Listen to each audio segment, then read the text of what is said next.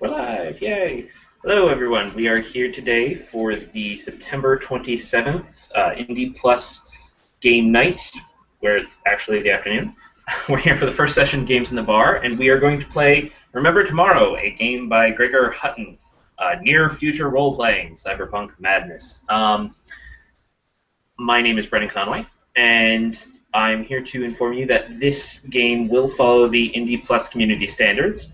If you'd like to know more about the Indie Plus community standards, you can find them at our website, indieplus.org. That's INDIEPLUS.org. Our game today will likely feature foul language, violence, and it could potentially have themes of sex. We will be shying away from anything of sexual violence. And yeah, with that, we can get started. As I said, I'm Brendan Conway, and if you'd be so kind as to just introduce yourself, say your name. I'm Dylan. Hi. Hi, Dylan. Hi again. Hi again, Karen. Great. All right. So let's get started. Remember Tomorrow. So Remember Tomorrow is actually not a game that has a GM. I will facilitate it and explain the rules, but in a way, we're actually going to be co-GMing together. So I sent out a Google Doc which has the basic form that I filled in, and it really looks ugly. If you want to see better materials for Remember Tomorrow, which are actually might be more informative, I will actually give you that link right now, but you don't need to. This is not necessary. It just, I think, for visual people like me, it could actually help a bit to see the better laid out sheet. So that is the website to the actual main game, and there he has play sheets, alternate sheets, and PC character sheet if you wanted to look at what they look like and therefore get a better idea of what's going on. So in Remember Tomorrow, we're playing in a cyberpunk setting. Sky cars and memory couriers and major computer programs and AIs and all that kind of madness. Razor girls. Lots and lots of Still razor. don't know exactly how to define that word. I agree. I'm 100% with you, but I love razor girls. So, I mean, there's specific examples here of where it's like, yeah, and this character I'm creating is a razor girl, and I'm like, yes, I don't know, I don't understand, but yes, that thing that you just said, I want that. So, in Remember Tomorrow, the way it works is we actually take turns, and when it is your turn, you are what is called the controller, and the controller gets to set the scene. So you get to say what's happening and who's there and that kind of thing. So it's sort of like Fiasco. Yeah, kind of like Fiasco, exactly. Brilliant. At the beginning of the game, our first rounds of being controllers, so like we each take one turn being controller, and at the beginning of the game, the first two rounds, each of our first two turns as controller, has to be introduction. Okay, so an introduction scene is one of the types of scenes you can have, and it introduces a character or a faction. And so our first go-around is introducing our characters, and our second go-around is introducing our factions. Our characters, these characters, we hold on to them, and you have control of your held character, but in theory, on your turn, you can actually dump your held character back into the pool, and therefore anybody else can take it, and you can take a different character out of the pool. So while you can totally get your one character and hold on to that character for the entire game, you can also, at any other point, do another introduction scene, introduce a new character, and swap them out. And then later on, I could take your first character and take it and make that my held character. So there's a lot of not necessarily holding on to the same person. You could theoretically switch around your character a whole bunch. So that's what we're going to do first. We're going to do our creation of our characters. Now these characters are competent people. They're interesting people in this cyberpunk world. We're going to play in a place, I like the back of the book, I just like how it says, we're in a place called Somewhere. Remember Tomorrow is set in a place called Somewhere. Maybe it was once Glasgow, Milan, Reno, Auckland, or Hong Kong. Everywhere in the world is Somewhere. Somewhere is our classic sort of cyberpunk city, like giant towers and fog and rain. Coffins. Oh, I was not. Runner. Yeah. That's disturbing. When I was reading Neuromancer, I'd never heard the term coffins in cyberpunk before, and I was like, what? Then it made sense when it finally described. He sleeps in a coffin. What? It's actually super creepy, and I'm totally there with you. Yes, there are coffins everywhere in Summer. because nobody can afford a real bed except for the super rich jerkwads. Yeah, so you're going to create your character and give them an intro scene. And so an intro scene would just be like you describing them, doing something in the action. It's not necessarily about you encountering opposition. It's just us getting to see this character for the first time and getting like a cool intro to who they are and what they're about and what they do. So to create our characters, what you can do is you need a name or a handle. So give them whatever the hell you want. This is all on a little sheet. So I have this first section here, which is actually, it says character at the top. And this is the template that you would use for any character. It looks like there's a lot here, but most of the time it's because each of these little lists is actually like a set of choices, as opposed to every one of them matters. So I just have all the different choices highlighted. So you would pick a name or a handle. That's going to be your name or handle, right? That's what people call you. You get an identity. Now your identity, you can choose one from that list, or you can just randomly roll a d10 and get whatever the heck you get. Each of these identities does have different meanings, so I'll be happy to tell you what it says in the book, but I have a feeling most of them are fairly self-explanatory. So the identities are things like activist, operative, courier, outsider, dealer, and that's just a basic... Torpedo, what's that? Torpedo, you are a killer, either a hired gun, bodyguard, or assassin, also known as a street samurai, razor girl boy, solo, or freelance. Can I be a razor girl boy? You can be a razor girl boy. I see no reason why not. Fair enough. Is that different from a boy girl? I'm sure. It's the other way around, you know. Oh, good. All right. I just want to make sure I know what parts I'm working with here. This is crucial. Then you would pick your motivation. Same thing. You can roll a die, or you can just actually pick one. And your motivation is what motivates your character. It's a hook to let us know what drives your character forward. What is the thing that's giving them impetus to move onward? So envy, pride, freedom, respect, knowledge, stuff like that. And then when you have a handle, an identity, and a motivation, you pick out some gear and cool enhancements. So for the gear, I didn't actually write this out because there's a lot more to write for gear. But what's nifty about gear is they have some cool like ways to completely randomize up your gear or choose some options. If you do look at the table, the sheets I sent you from the actual Remember Tomorrow website, it has the gear clearly highlighted. You can generally just create things that you think are cool, and we can just go with it. It has some suggestions here, like enhancements such as artificial limbs, artificial optics, brass knuckles, dermal plating, iron heart, jacked reflexes, so on and so forth. Can I get a link to where that is? Yeah, totally. I will give you a link specifically to one of the character sheets, and on this character sheet, I've got the character sheet from the site, PC character sheet, brought up, and I can't see anything for enhancement. I may be... Oh, cyberware. Right. Okay. I'll use my eyes slightly more. I'll go with the artificial optics. It seems like I need it. Nice. Yeah, and I mean, I want to be clear that like this is a great list. If you go to this character sheet and you look at it, there's this section where it says gear, manufacturer, engineering, gear, manufacturer, consumer, weapons, firearms, weapons, hand, cyberware. It's a great section to just generate stuff because like you pick one from the manufacturer, you pick one from the firearms or hand or cyberware, and voila, you've got your piece of gear. And we now know you have a Datsun throat snake, which is awesome. But it's not, like, I don't think we should necessarily be restrictive. These are a lot about what you think matters about your character and defining certain elements in the fiction and fitting them to your parameters. So at the moment, let's just focus on this stuff to get going. Let's make sure we have a name and a handle for our characters, a name or a handle, an identity, a motivation, and let's get this gear stuff going. So, looking in our document, I'm going to take this character template thing I did up, which looks like a mess, and I'm going to copy it to the bottom of our document. And so I will make one, then I will make a second, and then I will make a third. And that way, if you want, we can keep all our characters in the same place so we can all see everybody else's characters.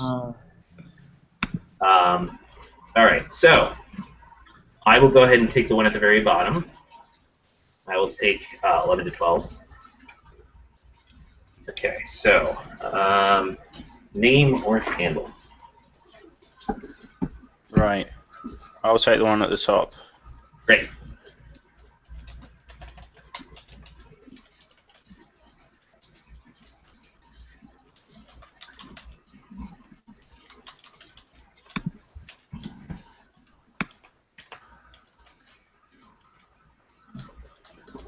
Okay.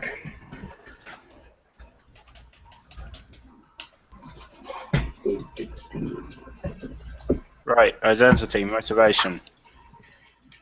Yeah, so if you want to generate one randomly, go ahead and just hit a D10, and it'll come with a number, and you can just go with that. Otherwise, you can go ahead and pick from the list. I'll be a hacker pride. Sweet, so you're motivated by pride, and you're a hacker, also known as cowboys, jockeys, or sysops. What was that last one? Sysops. Okay.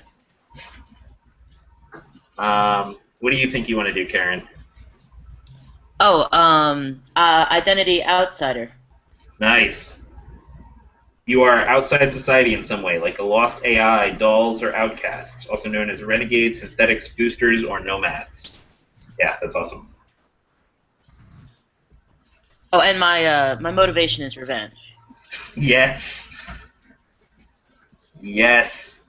Okay. There's a part of me that's like screaming with every single element of my body to pick Torpedo, because I really want to do that Razor Girl. Be a razor. I was just about to say. Razor Girl boy. Yeah. Yeah. Razor All right, here goes.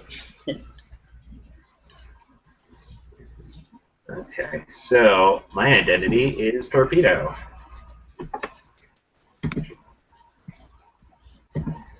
And my motivation then. Now this I'm not as sure about, so what I'm actually going to do is I'm going to go random. Ooh. And let's see what I get. I got a 2. The 2 is freedom. My motivation is freedom. That's interesting. No. The bindings of gender identity. I will kill and kill and kill until I am free from them. That sounds healthy. Opportunity. That's the way of the future. Okay, so now you get some gear. Pick or roll 3 times for your character. If you want to roll to get random gear, there are ways to randomly do it. They unfortunately are not easily accessible online, but you can pretty much just give me, what is it, like probably 2 die rolls, I think, and that would, yeah, and I can give you what equipment that would be if you want to pick randomly. But there are lots of suggestions, and you can pretty much choose things that you think are cool. So, like, vehicles are cool, motorcycle, dumpster, truck, MPV, van, tank, VTOL. You can have, like, skill softs or drugs. You can have lifestyle elements, like you have a hotel suite or you have a coffin, an airport coffin. That is something it specifically calls out, if that calls you. Some of this stuff does have descriptions if you're interested in it, but like I said, I think a lot of this you can be relatively freeform for the sake of what we're doing right here. Yeah, because I don't think I understand the engineering consumer. Like, Yeah. I have no idea what an AIWA is. Maybe I haven't been reading the right literature. Sure. That's all that is. All that is an attempt to be super clever and have a like that is the manufacturer.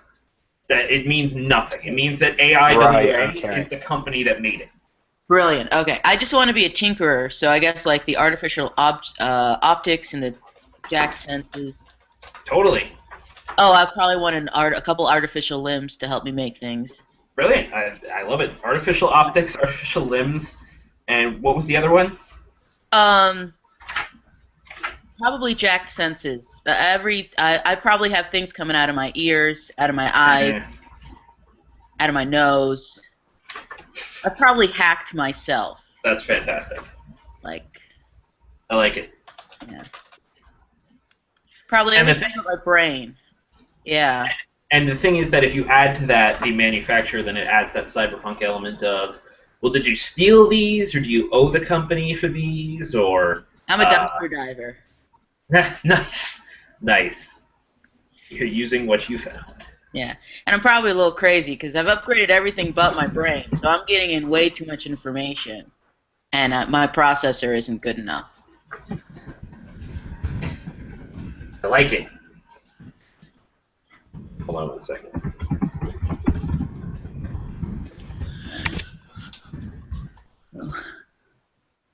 Okay. Shu just messaged us, and I'm trying to see if I can get her in. But I might not.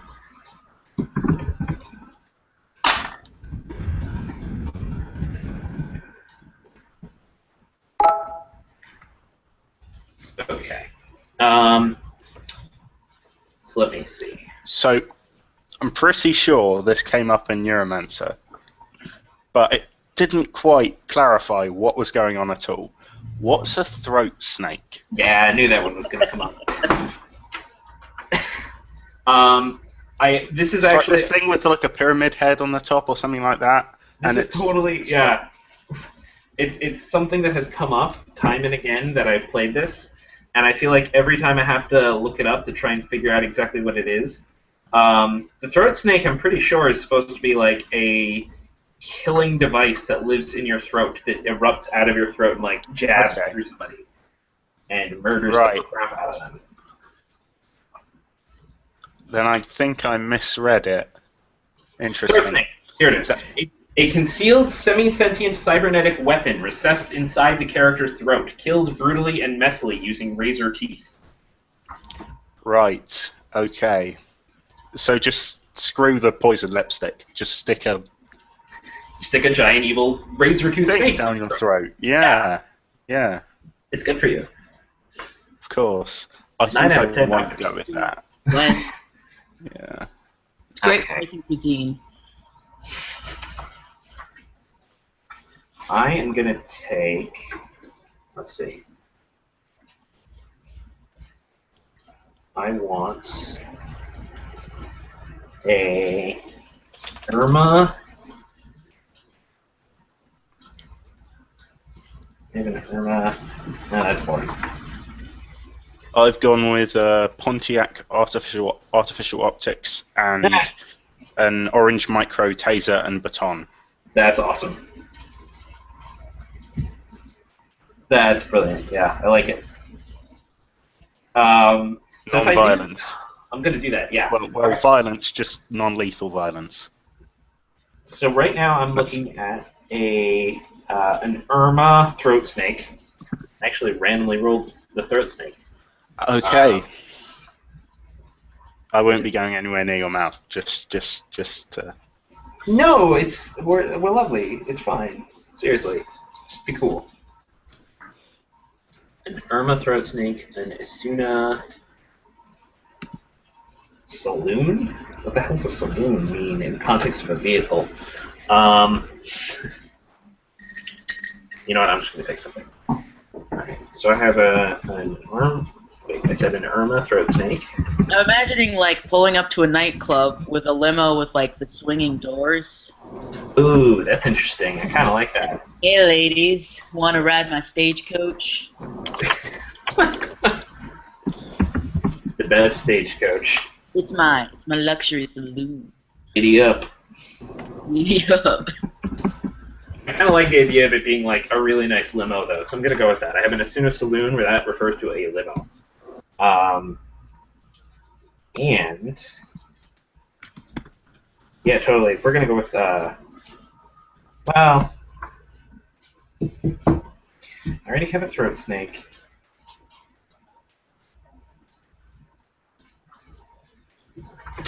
Oh well, that seems fairly obvious, doesn't it, for my girl boy?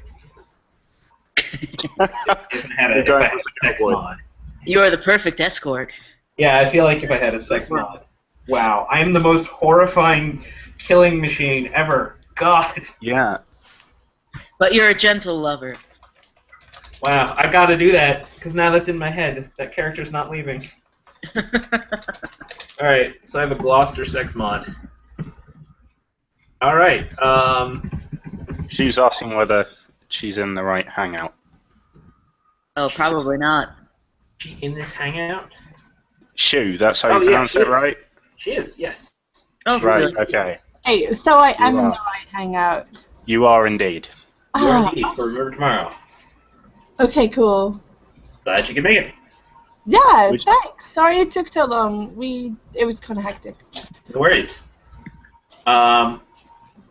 So all we're doing at this point Is is creating our Razor Girl boys. Exactly. Just for we are creating our Razor Our Girl. what? Making our what? Razor Girl boys. Surely this is cyberpunk. That's normal, right? Yeah. It's I don't think she was totally- here when we all agreed to ladyboys being, canon. So the ones we had to Well, approve. the thing is, as it's canon in real life, I don't see why it can't be canon in Cyberpunk as well.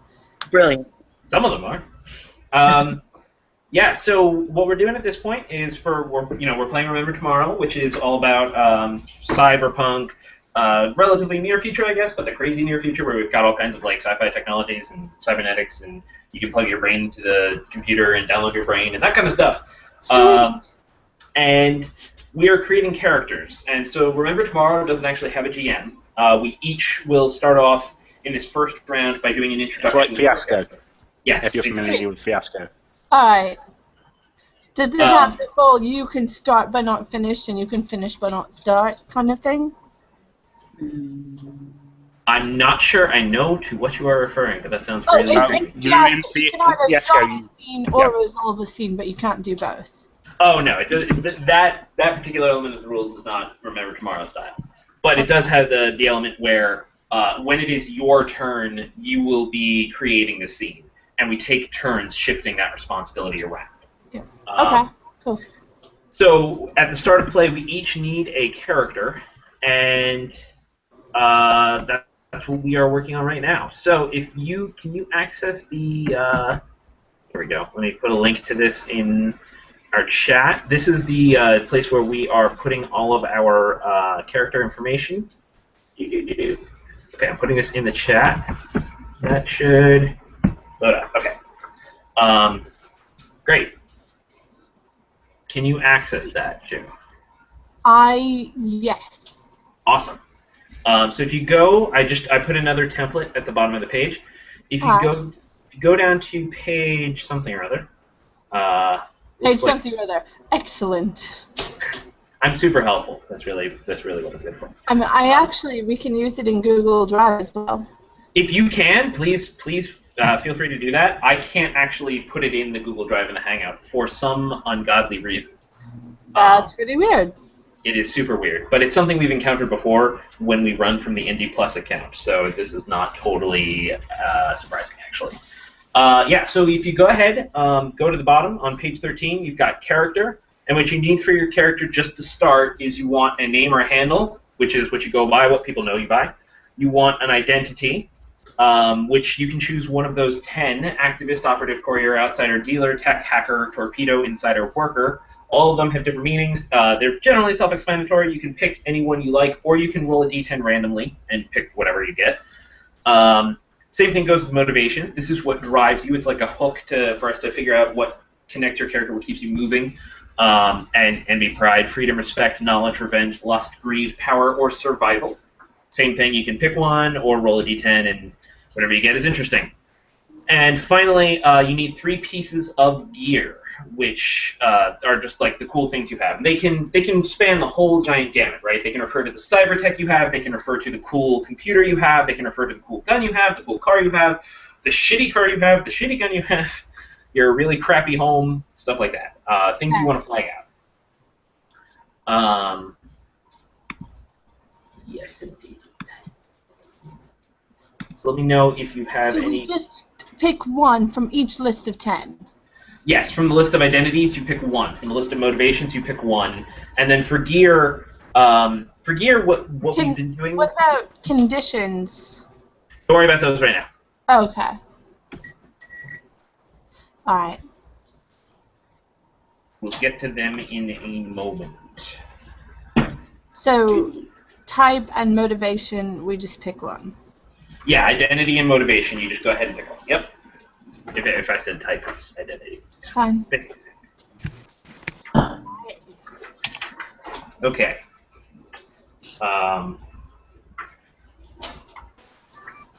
And what do we have right now? We have Dylan. You're being a hacker. I'm a hacker. Yeah. And Karen's an outsider, and you're a torpedo razor girl boy. Razor girl boy. Excellent. So wait, so we already have one combat character. Would another be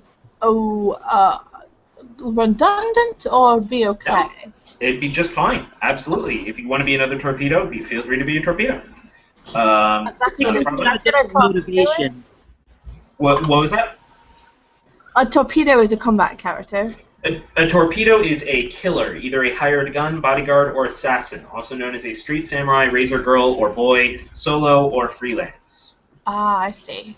Activist, operative. An operative is more of like a fence or a tactician? What it says for operative is you do other people's bidding, like a cop, an agent, or a private mercenary, also known as persuaders, blues, or muslims. So they're not like classes, they're just like who you are.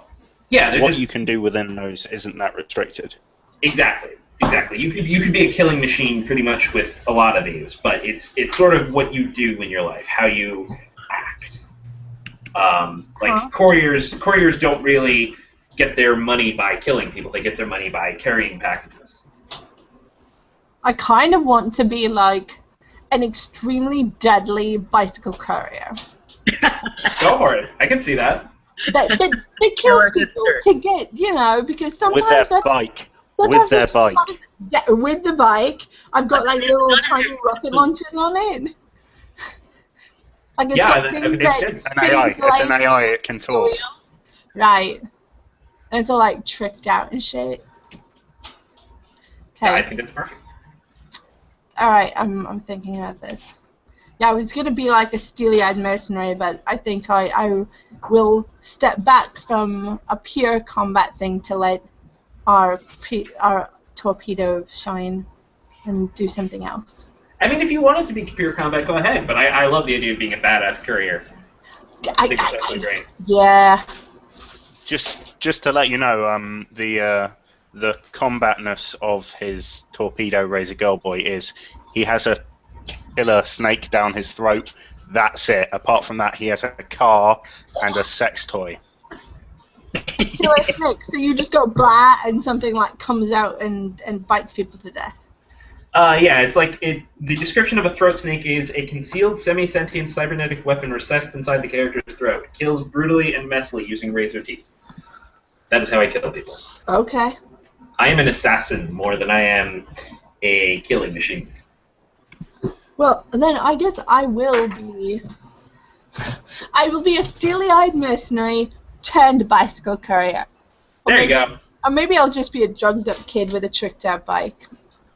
That's awesome. I like that. Yeah, you like that? Okay, well that's what I'll go. I changed my name accordingly. Where are you putting your character? I'm looking. At the bottom. I don't know what outsider is. Maybe outsider would work better. No, I'll stick with courier. Outsider is like an AI or a doll or an outcast. Karen is playing outsider. Oh, okay. Never mind then. Never mind. There can be more than one outsider. Yeah, absolutely. Not a as problem. long as you're on a different outside, of course. Otherwise, you're all outside. Does anyone have freedom as the motivation? That is what I randomly rolled. Again, it doesn't matter if you want to double up though. That's just fine. He's freedom from his sexual identity, not gender identity. Sorry, not freedom from the shackles of the man. I see. I will take a. Oh wait, sort of. He is hipsters freedom fighting from the against shackles of the man, I think but that's in a different way. Yeah. I kind of had seen my character as not really bothering with gender either. It's kind of be like, only old-fashioned people care about that shit, right? Totally. What a lame idea. So passe. All right. Cool. All right. So what were you thinking for motivation, Shu? Well, lust was in the list, but for this specific character, it's more of a gluttony sort of. Oh, sure. It's about overconsumption of everything, but lust works. So. Okay. So differentiated from greed, because greed is about like hoarding it, and you are about consuming. So greed is about having it. Gluttony Right. is about consuming it. It's about like stuffing your face with experience and like living really big. Yeah, I like it. Muchly. Yes. That's good. Yes. And then you get gear. So again, gear's a little tough just only because it's on some of the character sheets it's better highlighted than on others. Gear can cover the gamut of things. It can cover firearms. It can cover hand weapons. It can cover cyberware. I think one of the things I really like about this game is when you add like the manufacturer name in front of the piece of gear, so it has that weird feeling of you don't just have your pistol, you have your Heinkel pistol, you have your Heinkel revolver. But for gear, enhancements I think are often calling to everybody, so stuff like artificial limbs, artificial optics, brass knuckles, dermal plating, iron heart, jacked reflexes, jacked senses, razor hands, sex mod, skill softs, style wear, throat snake. They recommend cars and things. How many pieces of gear do we get? You get 3, and to be clear, like I think that in many ways this is just to feed you information about your character. It's not necessarily the end of the world if you don't have something that you think you have. You can probably go get it, right? You can probably just set a scene and I have mine. I mean, what do you think? Was I supposed to pick from a list or just make up 3 cool-sounding things? If you want to pick from the list, that's a good way to go with it. But if you have 3 cool-sounding things, we can work with it. If the things I put down work, then I'm good. All right, what do you got? A tricked out bike, which I see as one unit, and I'll just make shit up for it as I go. That's cool. Joint blades and adrenal spinware, which basically makes time slow down for my character, and then they move crazy fast. Yeah, I like it. That's cool. Because I saw this really dumb movie about a bicycle courier, and there's like this little cinematic trick that they do where he's like looking at everything tactically and it slows down, and I'm like, I can't get cyberware that does that. I like it. I just went ahead and added in one of the corporation names on each of those items. But yeah, totally. Tricked out bike, joint blades, and adrenal spin. Awesome. All right, so we're all on the same page now. So after you pick your gear, the next thing you need to do is you need to pick your parameters. Okay. So all of us have this section, parameters, where you have ready, willing, and able listed. Here's the way that these are important in the game. These are basically your ability to succeed. And in order to close out the game, in order to quote-unquote win, your character has a goal, something they're actually trying to do, something relatively specific. This is not like pie-in-the-sky goal. It is, I want to kill this person, I want to purchase this specific building, I want to do this specific thing. In order to accomplish your goal, you're going to have ready, willing, and able all checked off. You're going to need to be ready to do it, willing to do it, and able to do it. Is this immediate? This is an objective we should complete in the session. Yes, is this immediate? Exactly. And we're going to get to picking our goals in a little bit, but I'm just explaining that that's partly why these parameters are important. So right now, and you get 12... Sorry. Yeah. So when you say ready, willing, and able, so this isn't necessarily something that the character wants to do at the start of the session. It's more what we decide that the character is going to want to do. Is that right? This is something that, when we pick a goal, it is something your character wants to do at the start of the session. Right now, I'm explaining what ready, willing, and able these parameters are for. Right. Sorry. Go ahead. No worries. Not a problem. So ready, willing, and able. They represent basically your capabilities. They represent how your character functions in a way. If you are ready, then you are ready for situations. You set up circumstances so that they are to your advantage through preparation, forethought, or an innate sense of readiness in all that you do. You have the right gear and the right connections. If you're willing, that means you have the will to do it. You have no regrets about what you do, and you persevere through your force of will, determination, or commitment. And if you're able, then you're able to succeed through prowess, training, or experience. You triumph because of your raw ability and enhancements to your body. Okay? So we have 12 points right now to distribute for each of us between ready, willing, and able.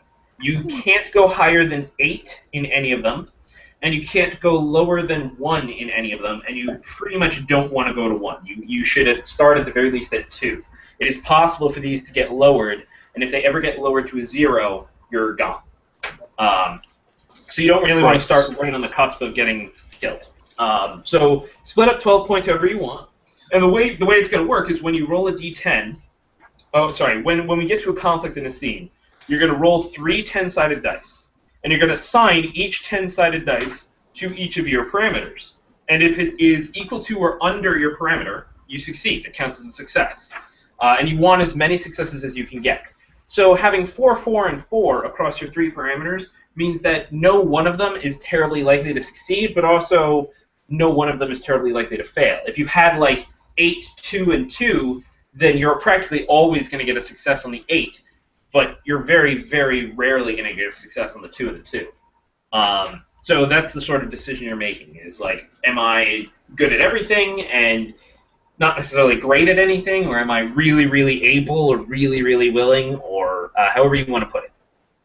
So go ahead and split up your 12 points between ready, willing, and able right now. So is it directly related to your goal? So, like, say if I give myself 2 willing, it's like the goal is something that I know I have to do, but I really don't want to. Or is it something in terms of the goal, like this is a statement about your character in general. In terms of the goal, the reason this is important is because to achieve your goal by the end of the game, you will have to have a check next to ready, a check next to willing, and a check next to able. You can only get a check on them when you get a success using that parameter. So if you set your willing at 2, it's going to be really hard for you to get that check on willing, which means it's going to be really hard for you to get all 3 checks to actually achieve your goal. Whereas if you set them all at 4, you're potentially less likely to succeed in general, but it will also be easier across the board to succeed and get those checks for your ready, willing, and able in order to ultimately be able to accomplish your goal. Does that sort of make sense? So, yeah, that makes sense. Would it be terribly awful if I don't get all 3? Oh, no. This is just like it's a story game. It's not like yeah. Everyone loses if we don't get our 3. Exactly. We are driving towards our goal, and the way the base game is written, once you have accomplished your goal, that character is pulled out of play. That character's done, right? They've done what they're here to do. Their story is over. So once you've accomplished your goal, your character's pulled out of play, they've succeeded, they've triumphed, or whatever, and once 3 characters have been pulled out of play, that's when we would stop. Because this is a one-shot, I think we're actually going to lower that to maybe, depending upon time, when either 1 character or 2 characters are pulled out of play, then we'll call it. 3 generally goes a little long, but we'll see. It's possible that might make the most sense. So keeping in mind, no, it's not at all the end of the world if you do not achieve your goal. It's not at all the end of the world if you don't get 3 checks. And because, as I said, we're all going to be changing this controller, this GM role between each other, it's partly our job to mess with each other and to prevent each other from achieving our goals. Because we're going to be representing the evil factions who are stopping us as much as we are representing ourselves. So... Okay. Do we have to say what our goal is? We will, in a little bit. Okay. Don't worry about it right this second. Okay, so I'm going to give myself a ready 3, a willing 4, and an able 5. That is 12, yes. Check my math. Is everybody else good with ready, willing, and able? Yes. Give me a moment.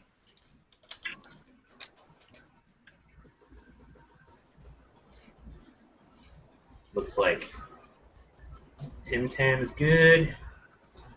Looks like Nick Knacker. These are some great names. Nick Knacker is good. Tim Tam and Nick Knacker. And then are you at the top there, Lars? Lars, yeah, awesome. Yeah. 5, 4, 3. Great. So we're all set. Okay. So now we do conditions. So throughout the game, and I should have actually put this in. Throughout the game, you will get and lose these conditions. There are 10 positive conditions and there are 10 negative conditions. The first batch, from angry down to supported, those are positive. The second batch, from burned out down to trapped, Those are negative. So these are things that, when they affect you, you'll check them off, and you can potentially use them to give yourself an advantage. Like things they can do without going through the whole gamut. They can give you a free success if you use them before you roll, or if you use them after you roll, you can just re-roll all of your dice, and therefore prevent yourself from being screwed by an awful roll.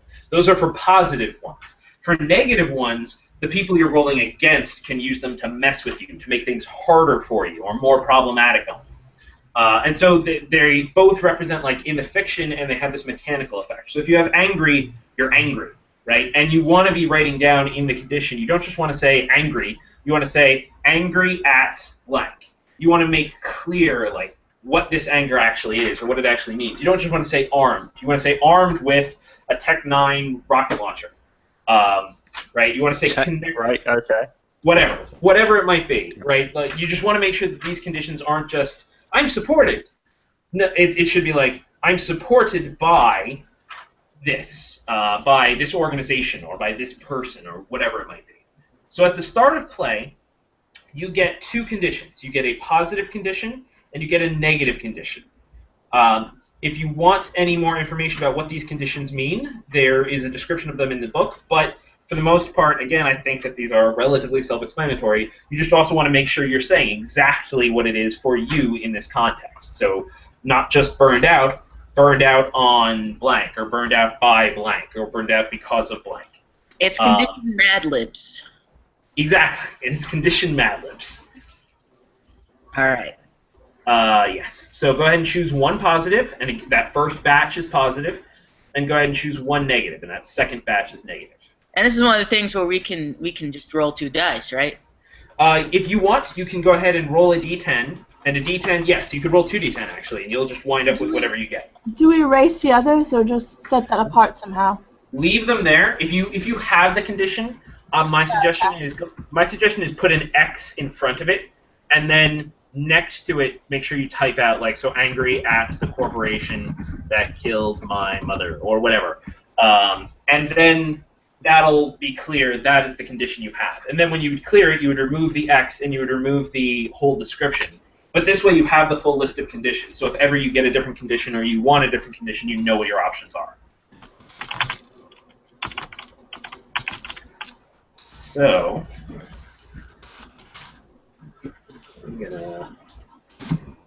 Yeah, I like your suggestion, Karen. I'm gonna go ahead and roll.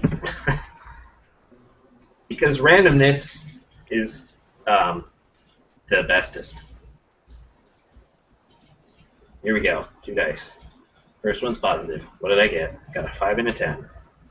1, 2, 3, 4, 5. Dangerous. Yeah, that sounds right.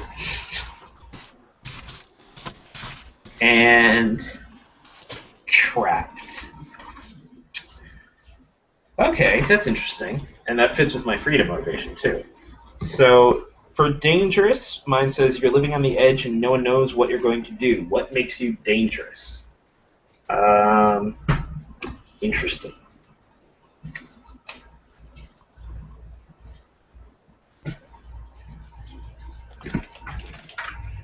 Oh, okay. I kind of like it.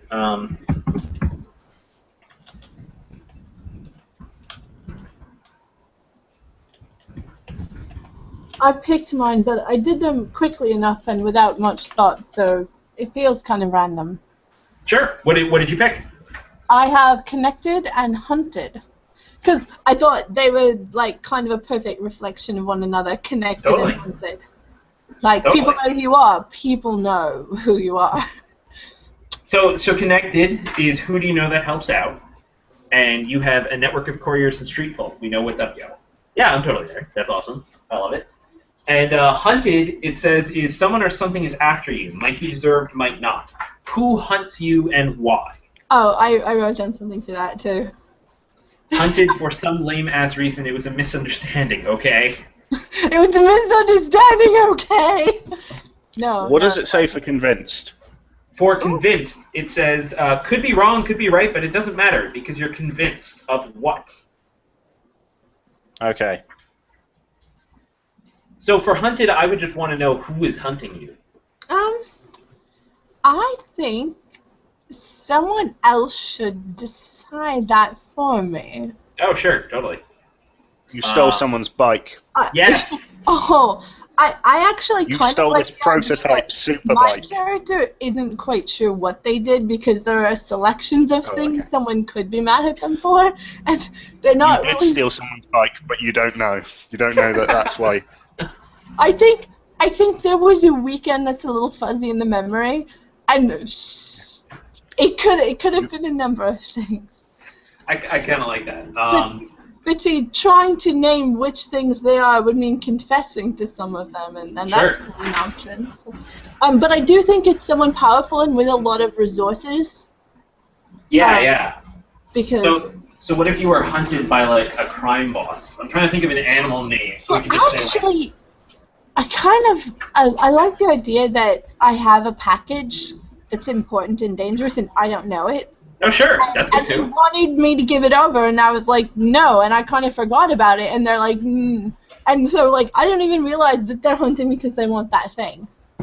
That totally works. So Just like, clothes or something stupid, and I'm like, okay, whatever. you want to do hunted by? I mean, I actually was just looking up. I always like these connections. I saw that for Nick Necker, you've got angry at the Atomo Corporation, right? I think it would be kind of awesome if you were being hunted by the Atomo Corporation. Yeah. Let's have a shared Betty. I like that. Hunted by the Otomo Corporation. I'm all about a shared Betty. Wait. Where's my tract?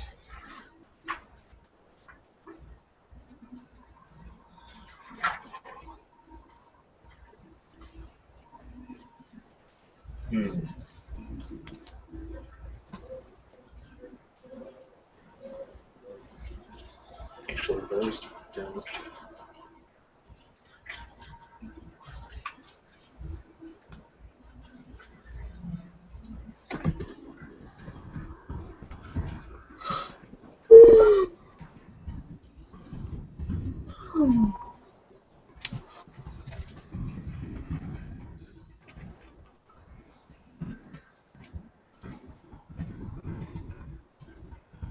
Yeah, okay. I'm good. How's everybody else doing for conditions? I'm good. Mm-hmm. Okay. Karen, how's Nick Necker?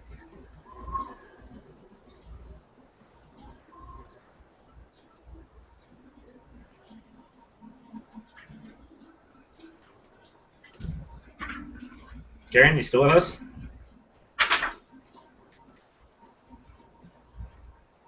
Did I miss a message?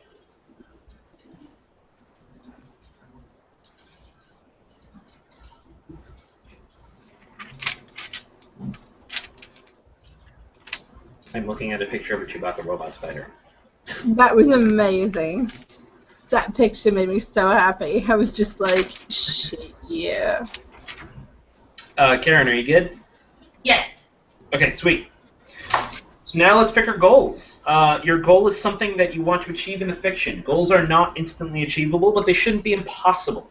They can and often do affect the stories of other characters. Tie your goal into your PC's motivation. So as an example, if you had the motivation revenge, you want to kill a specific person, so Tumo Rigen, who you hold responsible for your brother's death. A character needs to do 3 things to succeed in getting their goal. This is what I said before. You need to be ready, willing, and able to achieve your goal, which means that over time you're going to have to accumulate those checks on those by succeeding on those different parameters. And other people are going to be working against you to try and get rid of your checks, to try and push you further away from achieving your goal. So the key for right now is just to make your goal, like, you don't want to make it something vague. You don't want to make it something unachievable, but you want to make it something that you can do and that is still going to be interestingly difficult to do. So I'm thinking for my goal, where'd I go? There I am. For my goal, I'm thinking I want...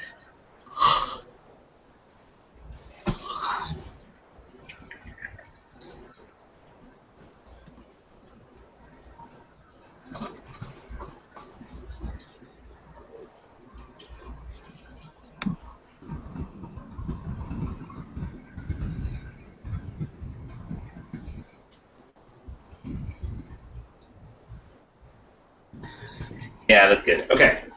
So I have my goal. I want to get my control chips removed and destroyed. What are you thinking? But what do you got for Tim Tam? What do you think your goal is? Me? Yeah. I think there's a really, really cool party my character wants to go to. Like, that's it. Okay, so you want to... So it should be something interestingly difficult, something that you can't necessarily get right away. So, I mean, No, it's not the kind of party I should be able to get into. Like, it's exclusive and there are famous people there, and it's like got designer drugs and shit, and like it's really stupid that I think I should be able to go, but Sure. I still want to go. And what is your motivation? Right, your gluttony, your lust gluttony. Yes, exactly, because it's Sure. a really cool party, you guys. They're gonna be like ice sculptures and shit. It's Sure, fancy. okay. I'll buy it. Hit up the important party that you shouldn't at all possibly be allowed to get to. Oh no, my character is like a street kid. There's no way. Totally. Okay, I'm good with that. What do you got for Knickknacker? There's a list. I have a crumpled list of 4 names. I forget who they are, but I know that they did something terrible to me. So my goal is to not just kill them, but haunt them in some way. So That's badass. family members, or I make little bugs, like little electronic bugs, and my goal is to basically infest each of these 4 executives. That's badass.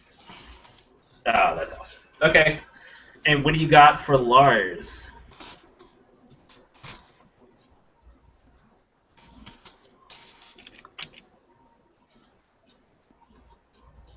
I really like that. Dylan, what do you got for Lars? Hello? I hope Dylan's still there. Dylan, are you still there? They may have stepped away just for a moment. That is not allowed. There's no stepping away ever from gaming ever. Where's the bathroom button? There is no bathroom.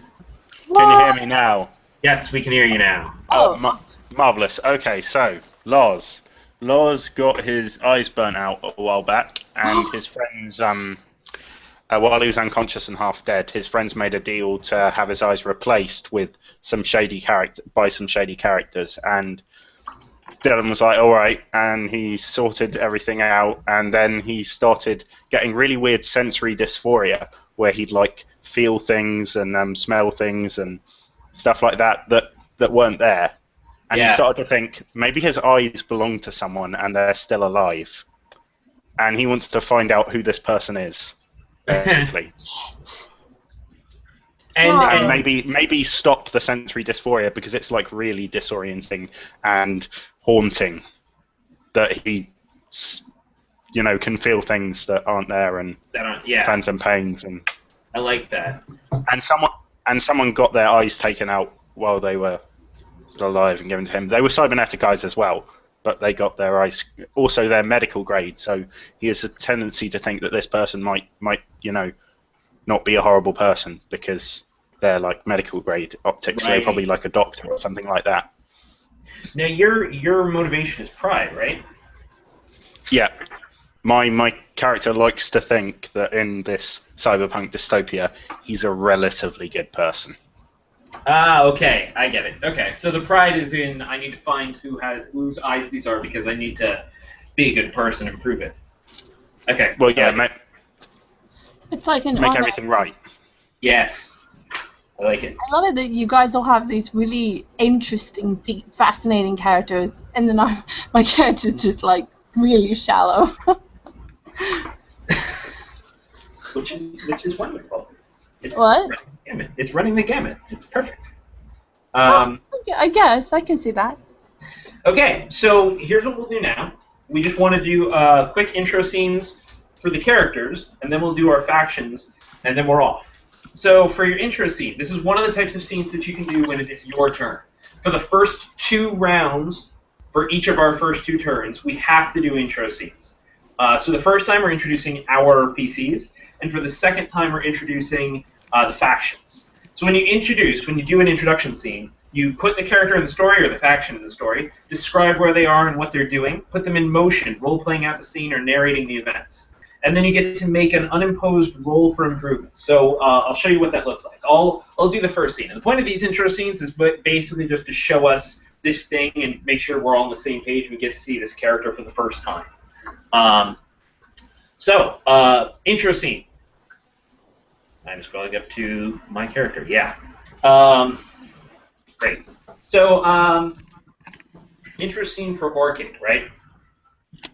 We see, like, the camera is in amidst the buildings, amidst the shining lights and the advertisements that cover all of these tall buildings on either side, and the camera starts panning down to the street as a limo, like, flies down from traffic up above and parks hovering right in front of the building.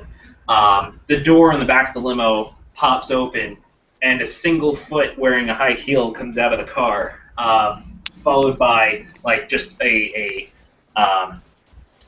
beautiful, smooth-skinned, like perfectly tanned leg, and the rest of the person follows behind it. And Orchid is androgynous. Orchid is not clearly man or woman, but somehow is just this like epitome of beauty, in maybe not even something that is sexually attractive, although there's definitely some amount of sex appeal, but like this like carved from marble almost, or like a piece of art.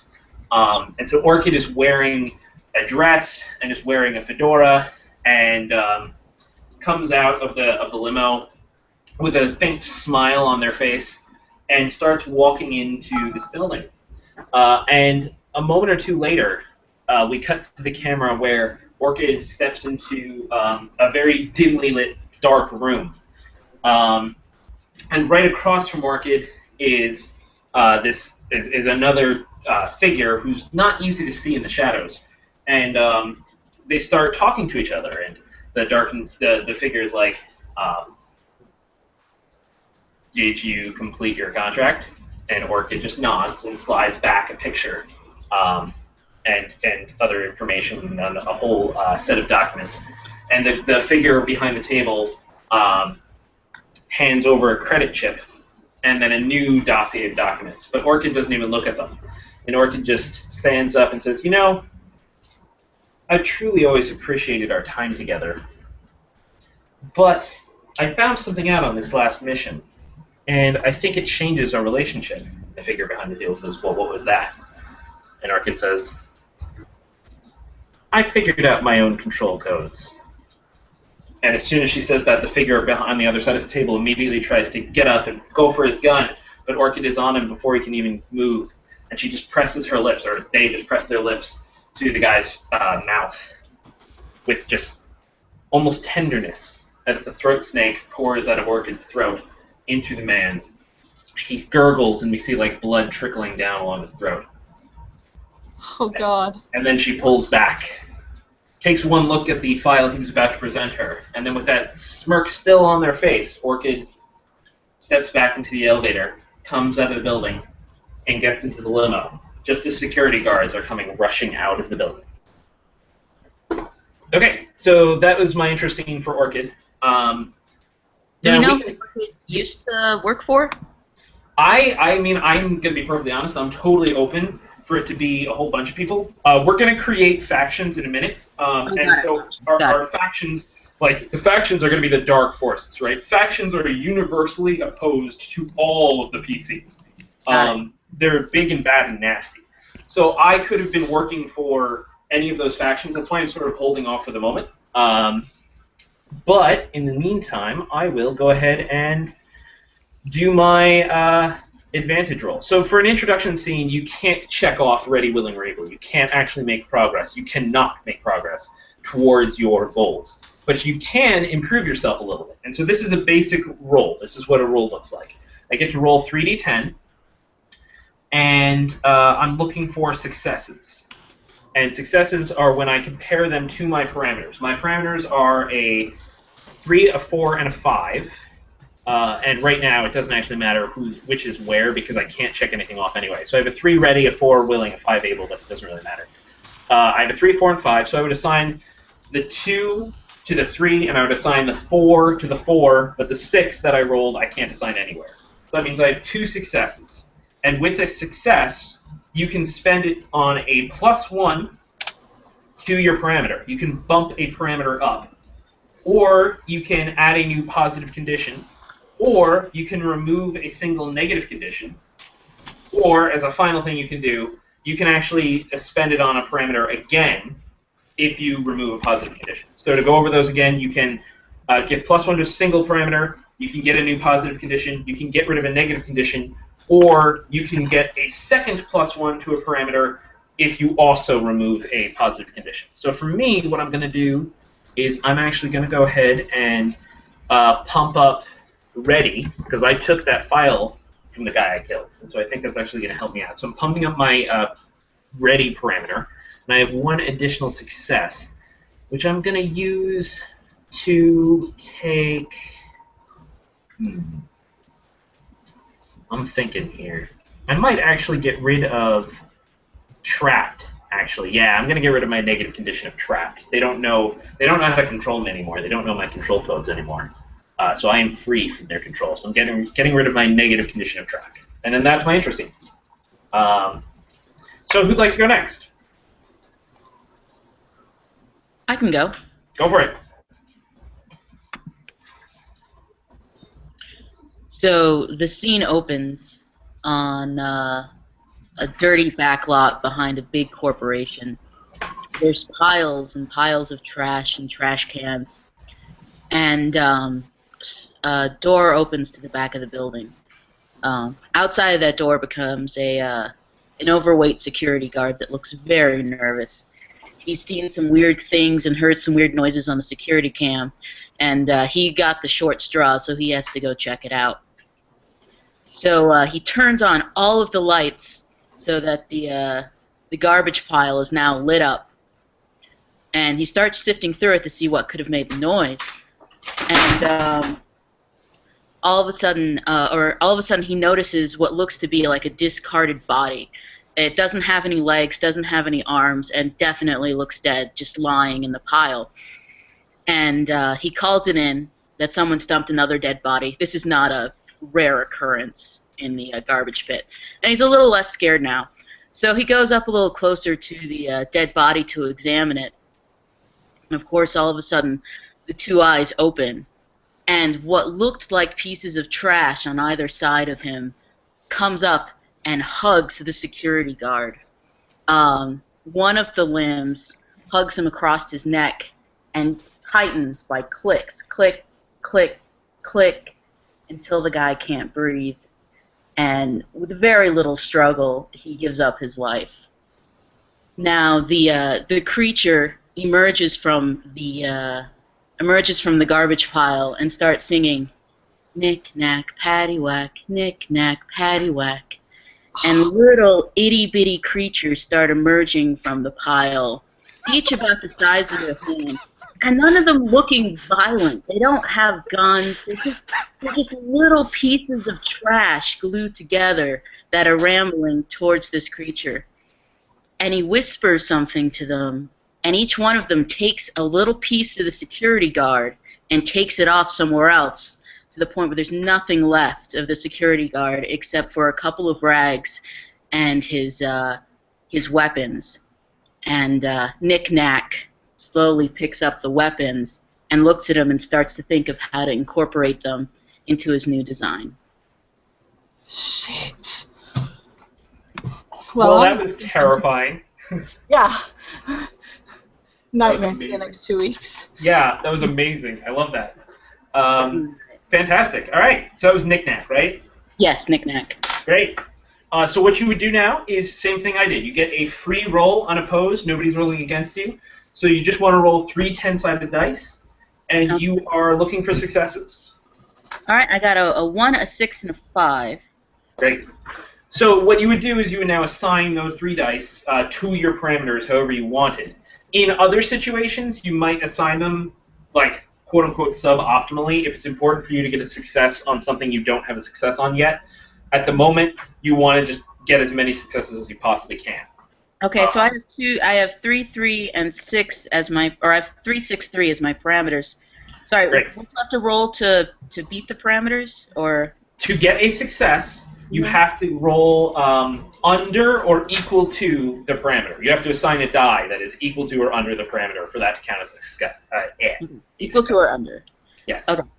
So I could have, at most, I could have 2 successes then. Yes. Okay. So with the successes, I'm going to go ahead and say I'm now armed with the security guard's Perfect. armament. Armed with security guard's weaponry. Yeah. And can I pop my able up one because I now have weapons? You absolutely can. Oh, I thought you said we couldn't use the intro scene to up our. Okay, cool. I'm glad I was You on. can use it. You can use it to increase your parameter. You can't use it to check it off. You can't use it to advance towards your goal. Oh, But you, okay. I get you it can now. increase the number. Yeah. Yep. All So right. this is partly what the intro scene is for, so that you can get a start on like improving yourself to the stage you'll need to be at in order to actually achieve. Cool. Sorry to interrupt. No worries. Not a problem. So armed with security guard's weaponry, and you bumped up your able. That's awesome. That's perfect. All right. Who's next? Maybe I should go so that Dylan can take us back into like the deep stuff after. Go for it. This will be like the little commercial break, and kind of the gaming equivalent of a bowl of Fruit Loops in the middle of a drama. So basically, I'm not going to go into any detail because I want it to be like commercial break. So basically, Tim Tam is fast talking somebody, and like no, this is definitely what you want. I promise. Like just really fast talking, might limit it, just completely LED, just go no like that, and then there's an exchange, and then they turn around to the person behind them and go, so how did I do? And slam, a door just like slams in their face. Cut. That's it. Just Tim Tam being like really brilliant and then completely ridiculous within 2 seconds. And somebody slamming a door in their face. Yeah, They wouldn't take the bargain. Yeah, basically like that resembles thing, but you're still full of shit. All right. That's an introduction to Tim Tam. Amazing, but full of shit. Yeah. That works. So go ahead and roll 3d10. Okay. Okay, so I got a 4, a 6, and a 5. I'm not really sure how to relate that to my... I relate that to my parameters? Yeah, so you assign each of those dice to any one of your parameters you choose, and you need to assign a die that is equal to or less than the parameter for it to count as a success. Oh, okay, well I got a 4, a 6, and a 5. Well, shit. So I really can only up my willing. That's all I can do, right? Yeah, well, you can assign any one of them. I mean, it won't matter because you have 3, 7, 3, right? Oh, you should actually have. It should add up to a total of 12 right now. So you should have. Did I do the math wrong? Yeah, you're at a 13 right now. So if you just bump down okay. ready, willing, or Okay. able, it's fine. All right. I guess I'll do a 6. Yeah, and that's still fine. You can still assign your 6, your 5, I or wanted your the 4. character to be heavily unbalanced, though, so... You can go ahead and put something of it too, and be crazy unbalanced. Okay, cool. That's kind of cool. And yeah, so you would assign one of your 6, 5, or 4 to the willing, and you would get 1 success, which you can then use to bump up a parameter. And you don't necessarily have to bump up just willing. So that means I bump up willing to 8? You could. You could also bump up if you wanted able or ready. You don't just have to limit it to the one that succeeds. Oh, okay. Well, then I'll bump up ready Cool. to 4 because I want 1 to still be kind of difficult. Keep it in mind. Or I could have given myself a positive condition or removed a negative condition. Correct? Right on the money. Yep. All right. I do not want to do that. So that's mine now. Brilliant. Now Dylan gets to blow us away with cool shit. Hit it, Dylan.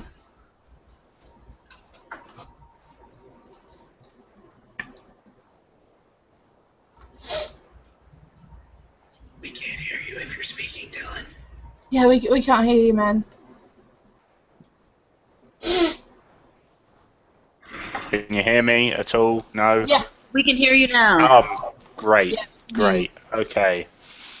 So we're in a doctor's waiting room, except it's not exactly sterile. It's stinks. The whole place is filthy, and not just with horrible liquids you do not want to know what they're made of, but people, the dregs of society, the addicts of the cyberpunk age, mainly fueled and finances drained by better than life simulators. They've got jacks all over their face. It's by ports they stick things in, and generally people who've got nowhere else to go, they're half dead, and well, a couple of them are actually dead, but nobody's noticed yet, except one guy who doesn't seem to be bothered. That's Lars. He's lanky, very tall, north of 6 feet. He's got green hair. He's dressed like, well, not as bad as the usual, the other clientele here who are wearing rags that are utterly filthy, but he does not look like he has a single piece of clothing on him that is younger than 10 years old. And but the thing you notice first of all is his eyes. They're bright green, brighter than you'd think eyes could possibly be. And you're right, because they're not real. They've got this strange, if you look up close, they've got all these lines, like the pupils and iris and everything is like a pixelated image rather than anything real. And he can see the vital signs of everyone around him and how they're all very close to death, because they wouldn't go and try and spend the last bits they had on saving their life unless they really needed it. And he unfortunately has to look at this and can't do anything about it. Then his name is called. He gets up and walks into the doctor's office. The doctor isn't much different. He doesn't beat many mad scientist stereotypes, and he looks at Dylan with a strange grin, mainly because Dylan looks half composed compared to the usual people. He gets in there, except for the darkness around his eyes. He looks like he hasn't slept in weeks. Dylan? Dylan. Lars, not Dylan. Right. Right, so Lars, he's got this darkness around his eyes. He looks like he hasn't slept in weeks, and the doctor asks him, so what's the illness? And Lars says, nothing, I'm fine. I just need you to take a look at the back of my eyes. And the doctor says, why? I just need you to tell me what's written on the back of my eyes. And after some argument, which is silenced when Lars shows him money, he finally gets him down in a chair, gets the camera, which is still probably of lower tech than Lars's eyes, but unfortunately mirrors don't work on artificial optics. They can't reflect into the back of your head, and so there's no way he could use them to look at the back of his eyes. Anyway, so the doctor does it. He gives him the image and the little serial number that's on the back of his eyes, hopefully telling Lars who the manufacturer is. With that bit of information, he strolls out of the building, still with little pangs in his heart for the dead people he's left behind him. Okay. I like it. So I'm supposed to be rolling dice now. We are going to grind your heroism into the dirt. I just want you to understand. You're going to do what? Grind your heroism into the dirt, because you care about people. Yeah, I know. That's awesome. Yeah. I like it. I like how you're like, I still feel pangs for the dead people as I leave, because I'm the only one who noticed they're dead. Anyway, that's perfect. Yeah. All right, hit it. Roll 3d10. 10, 8, 7. Oh, oof. Oh, do you want to roll it for me? Do you want me to roll it for you? me. I can roll it for you. Yeah. That's a bit high. Roll it for me. All right, here we go. 272. Okay. Right, 272. That can mean I can score. Does it matter which one I have a success on? Yeah, I guess it depends. Not really for this role. Not really for this specific role. Okay. Well, then we'll just pick able because he's become slightly more able to do what he wants to do. Sure. Well, so you have a 2-7-2, so you actually would get 2 successes, right? Because you'd assign 1-2 to one parameter and the other 2 to another parameter. But I've got 4-5-3. Right. So if you have 2-7-2, you would assign like the 2 to the 3, and the other 2 to the 4, and the 7 to the 5. And that way you would have 2 dice assigned that are lower than or equal to the parameter. And you would have one it's die. lower than. Lower than or equal to. Oh, I thought we were supposed to be rolling high. You want high parameters. Do I want a high roll? I want to roll high. No, you want to roll low, and you want your parameters, the actual numbers written on your sheet, to be high. Sorry, when I asked you to re-roll, I thought it was because I rolled really well. Right. It was in fact the reverse. Sorry. No, sorry, I wasn't trying to cheat you there. No, not a problem. I honestly thought that was a really good roll. Okay, so 4-5-3. That is 2 successes. Yes. Right. So, all right. That's good. So with 2 successes, what are you going to spend them on? 2 things, I guess. Right. So I want to bump up my able. I think that sounds good. Cool. And what else? And I can choose whether to get a positive or a negative or something. Right. You can get a positive condition, or you can get a negative condition, or if you spend a positive condition, like get rid of a positive condition, you can actually bump up a second parameter. Right. I think I'll get.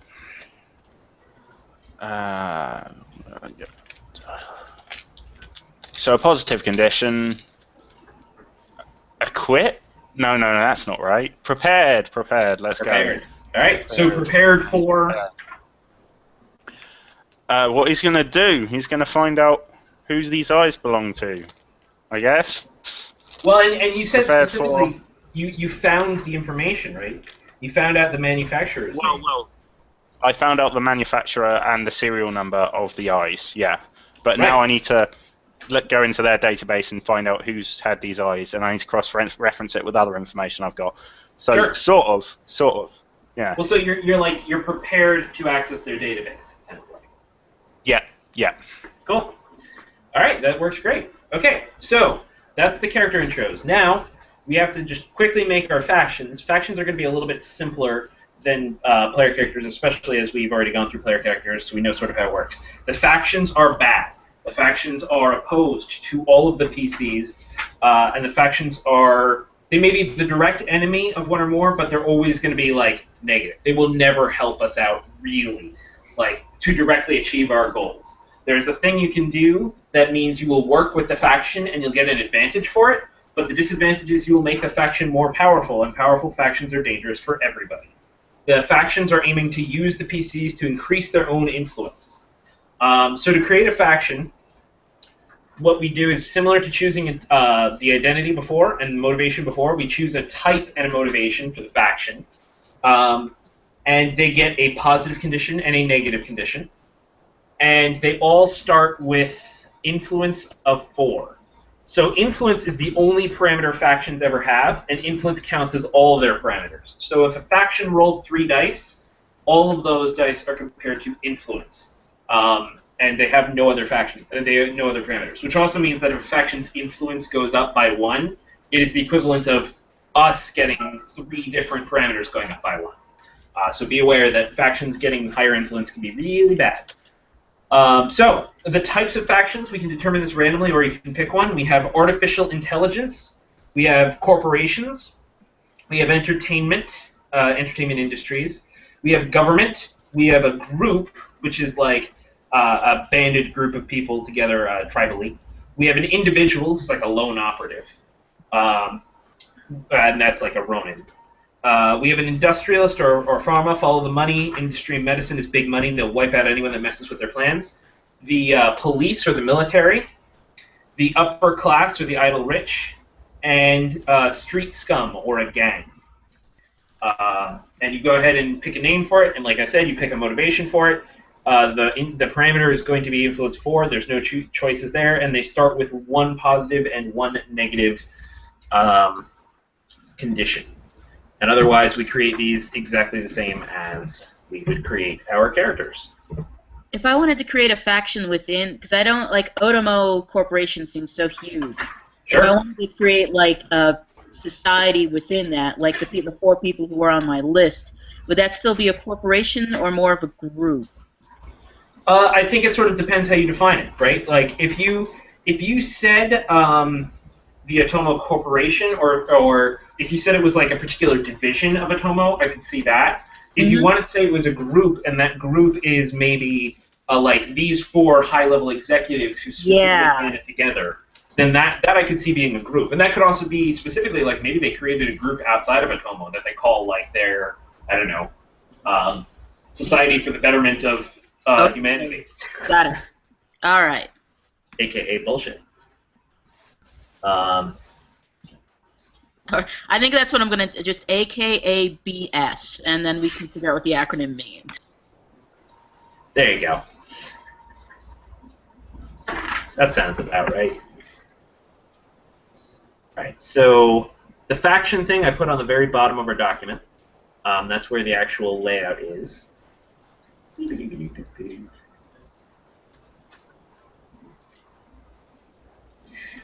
And something important to know is that this faction is not necessarily your faction. So this does not mean like you have explicit control over this faction. Anyone can portray the faction you are creating right now to cause havoc for anyone else. Does it have to be connected to my character at all? It does not. It could totally be. You could totally create the faction. So for instance, I think I'm going to create the faction that Orchid worked for. But you do not have to. Either that, or I might actually just pick for Orchid. You know what? I think that's more interesting. I think I might just pick for Orchid to be working for a faction somebody else creates. So, like I said, we're each creating a faction. Are we creating it in the form at the bottom, or are we creating it near our character? You can go ahead and put it near your character if you want. The form at the bottom is the form that you should use when you're creating it, because it has all the important information. But you can put it in the document near your character. It's a good way to where you want it. Yep. That's just fine. I will put mine near Orchid.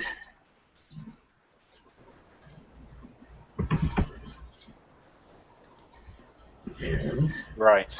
I'm going to do mine random. 5. That's a group. We already have a group. I'm going to ignore my random results.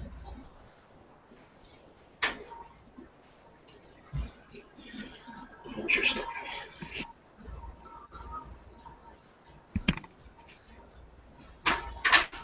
Okay.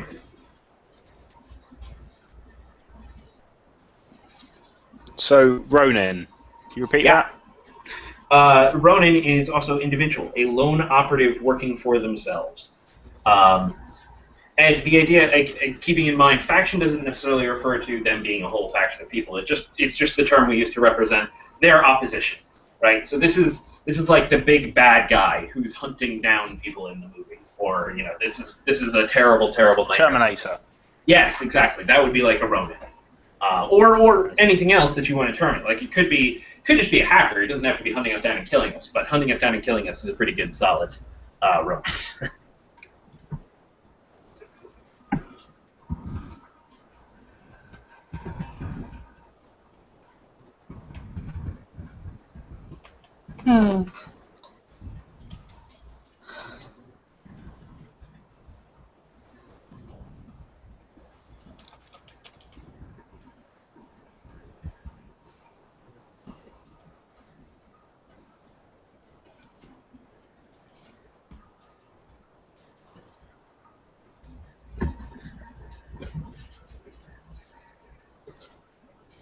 Is everybody doing any questions or anything? Nope. I'm just trying to read everyone else's to figure out how I'm supposed to do mine. You know, actually, ignore that and go with an obvious answer, but obvious works. So I'm going to go ahead and be creating a military faction and I think their motivation is greed. And I'm calling them the Metropolitan Peacekeeping Enforcement Division, MPED. Of course. Yeah, they're basically military police, in quotes. They're like a separate private corporation that is essentially the high-powered super SWAT team that anyone can basically hire to enforce the law, and they work for money. That's what they care about most. Can we double up though? Totally. Someone had a piece of Otomo. Can I just have, Otomo as my buddy? Yeah, you could make Otomo. You can make Otomo as a corporation. You can make Otomo as a specific division of Otomo. Totally, you can make Otomo a corporation. I kind of want to have the same faction as Knick-Knack, or maybe a different piece of it. Yeah. That sounds good. Yeah, that sounds great. Oh, thank you. All right. So.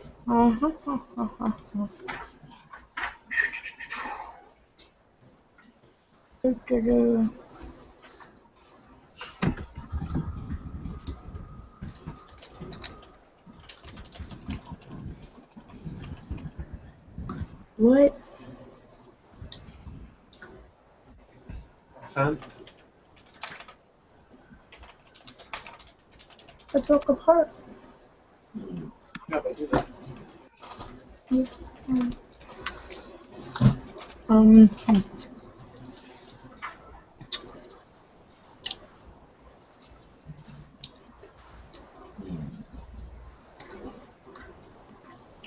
Oh, someone else is filling out my Is thing. gear really Sorry. really important? No. I was like, that was nice of them. For the faction, ignore gear. Don't worry about gear. Because the factions are so big and bad and powerful, they pretty much have what they need when they need it. And what gear they have will probably be represented by conditions if we really need to call it out. Ah! Okay, great.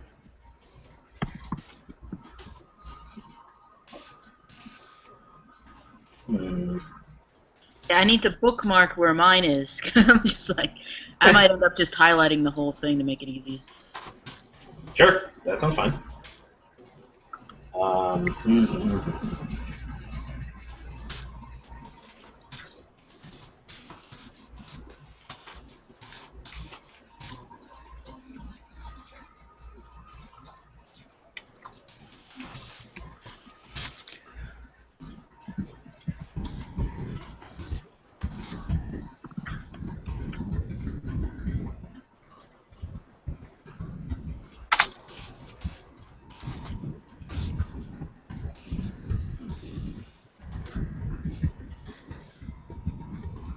Yep. Okay, I'm good with that. All right, so what are we looking at? Looking through.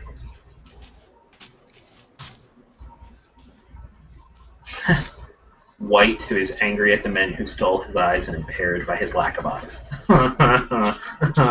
That's awesome. Okay, that's Obviously. Awesome. Yeah, but I like that. Yeah, I thought it would be a twist if Lars was trying to find the guy whose his eyes belonged to, and the guy without the eyes was trying to find Lars. I like it. I like it. I wonder if that had something to do with my package. Totally. That's what I was Could thinking. be. I mean, we have this emerging theme of black market body parts. Body part dealing. Yeah, but Yeah. I like it.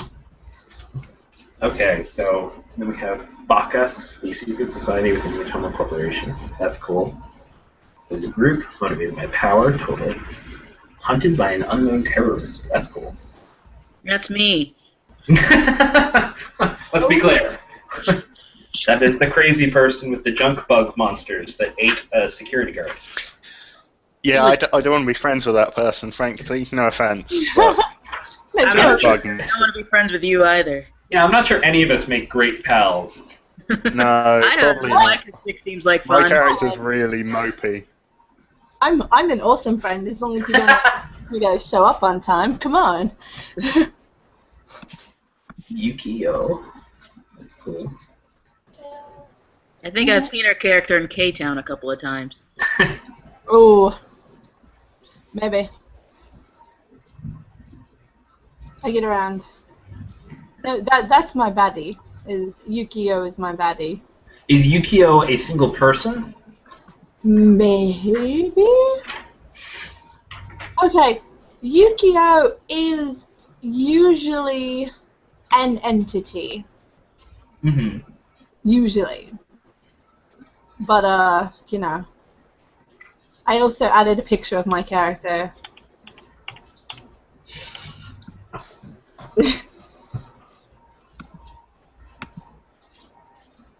Wait, I want to make sure. Right, okay.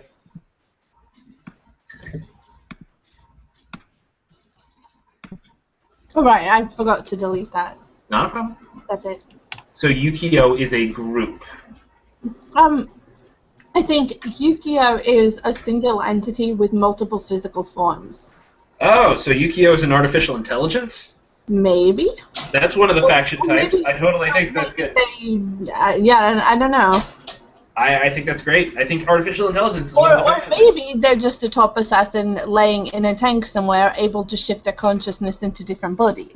That works too. If you want to say that that's like an individual Ronin or artificial intelligence machine, Yeah, those are both I think faction I types. think it'll come out as we play, because it's pretty clear now that the consciousness form isn't always on a one-per-one basis. And Well, it's semi-important to say this just because, again, keeping in mind, any one of us could snap up the faction.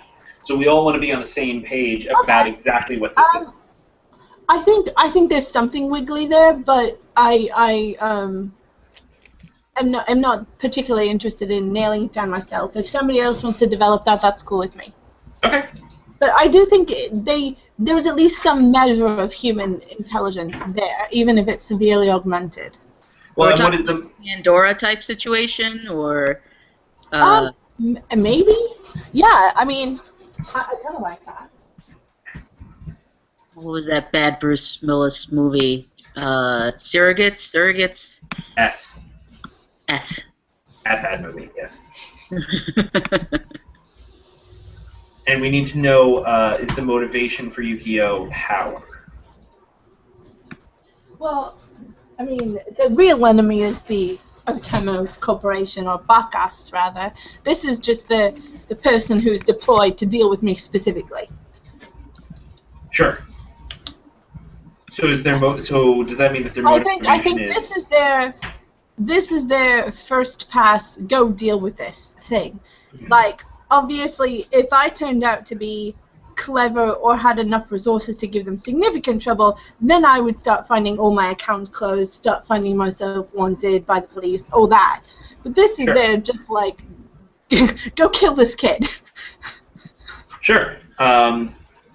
So then does that mean that the motivation is survival? Because it sounds like Yukio needs to do what Yukio is commanded to do or will be shut down? Oh, that's right, I need to give them all these things. No,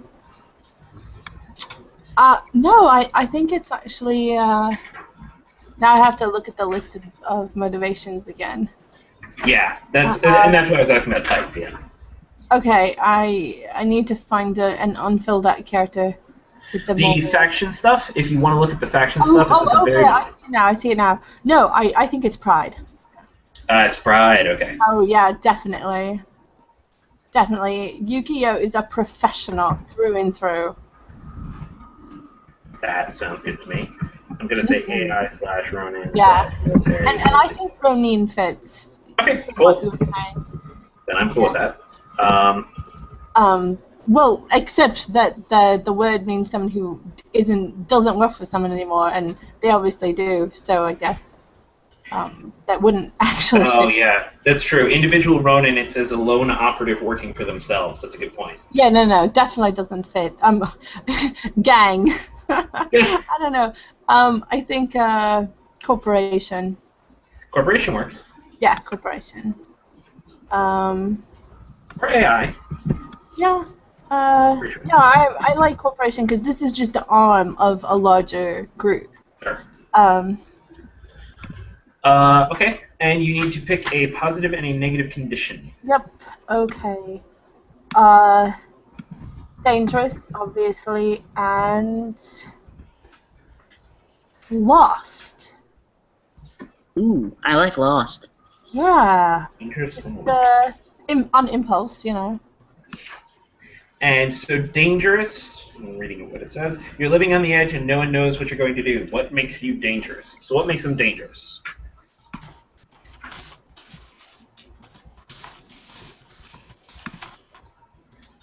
Dangerous because you're all made of meat.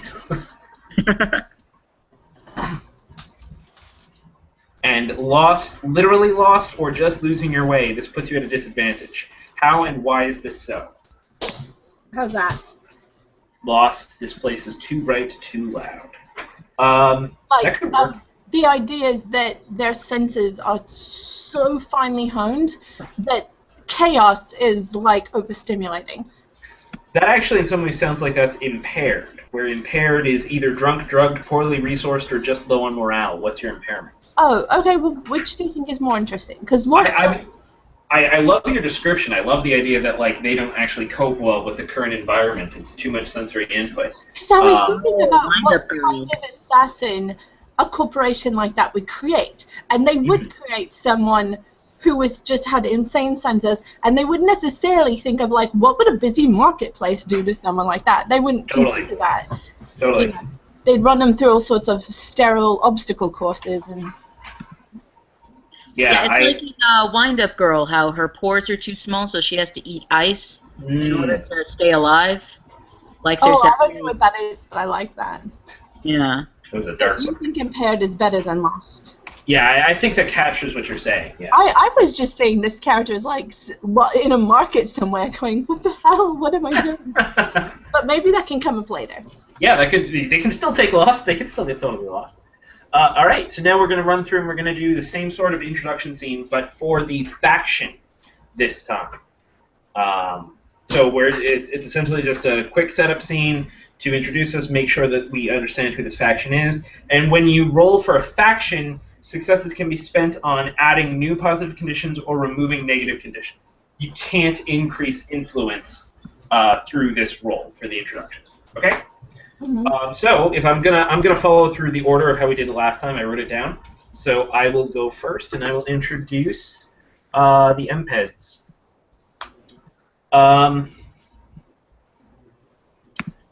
Yeah. Where did I put them? Okay. So for the MPEDs, we see like a news report. And it's reporting on a recent MPED action.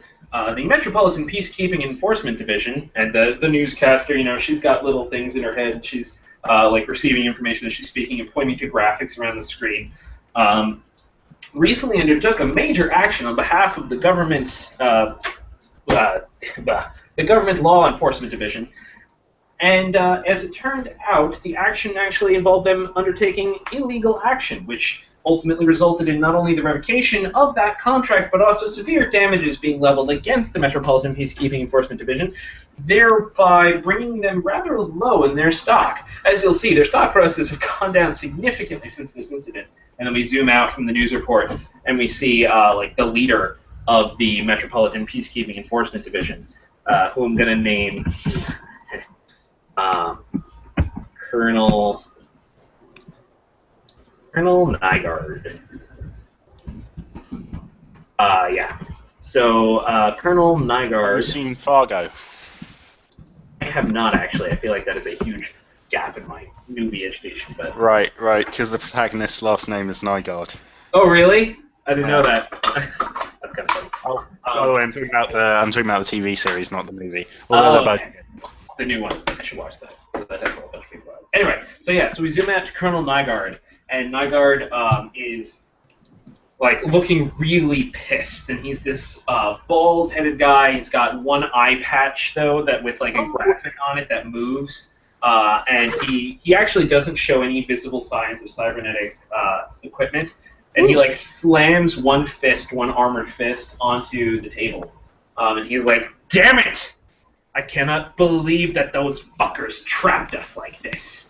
We do their dirty work for them, and then they fucking level some fucking accusations at us, and they get away with not paying us."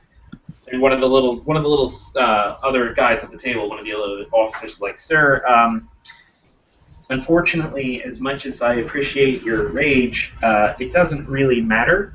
Unless we get a major cash flow influx very soon, the MPEDs will go bankrupt." And Nygaard just glares at that guy and is like, "Shut the fuck up, you goddamn little prick! I run this organization, and we do what I fucking say, and if I fucking say we want to burn down the fucking city, then that's what we're fucking gonna do!" Don't Jimmy me, Jules! I was just thinking that. It would help if I was. What does the sign on the front of my house say? Sorry. I actually think that just as he finishes his outburst, too, I think that somebody else comes in and says, "Sir, you asked me to go find the highest profile contract I could, and this is what I came up with. These should actually all do nicely for us in the meantime before we implement our plan to destroy the city." Nygaard's like, "Thank you, Buckwalter." Takes a little pad, and he starts flipping through contracts. And I believe that actually the contracts that we see him flipping through on the pad basically include every one of the PCs.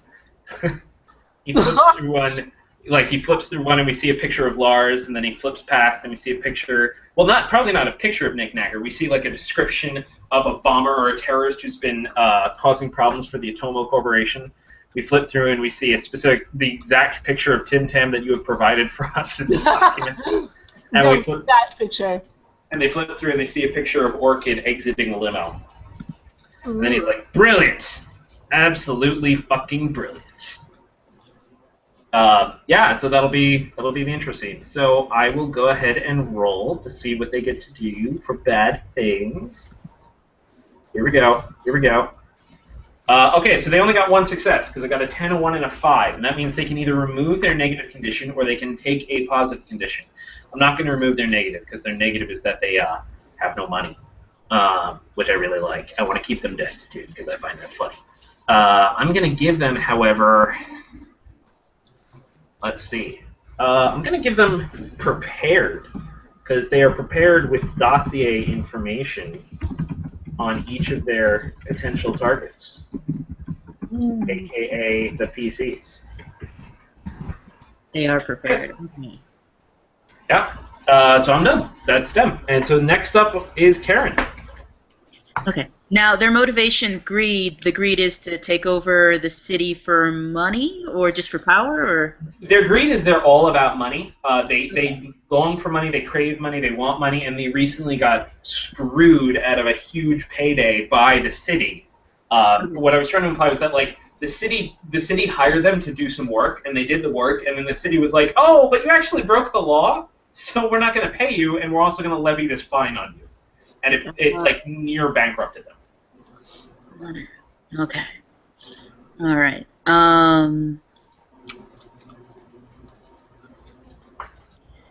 Shoot. Can I go in a different order? Can I have the Tim Tam's component go first, so I can kind of build off of her individual character? Oh, yeah. Totally. As long as we're all cool with it, yeah. Thank you. Okay. Wow, pressure. Okay.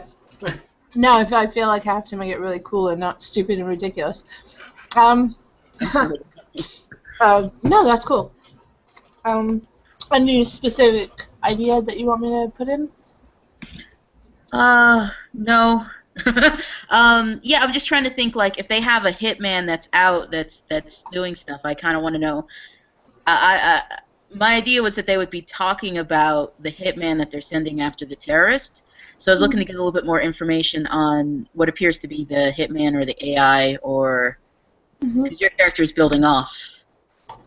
But I could go first if that's easier. No, let me think of something. Okay, so I'm afraid it's going to be kind of vague, like my other one was.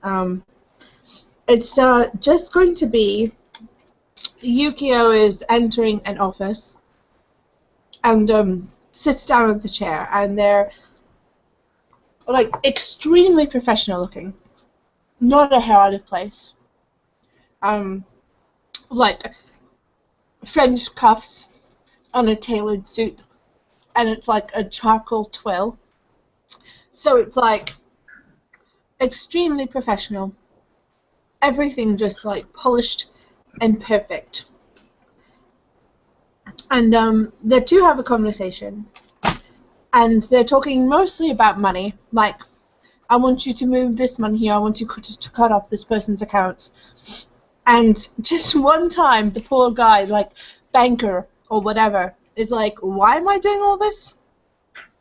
And Yukio takes out a tablet and swipes the screen, and a picture of a smiling family comes up.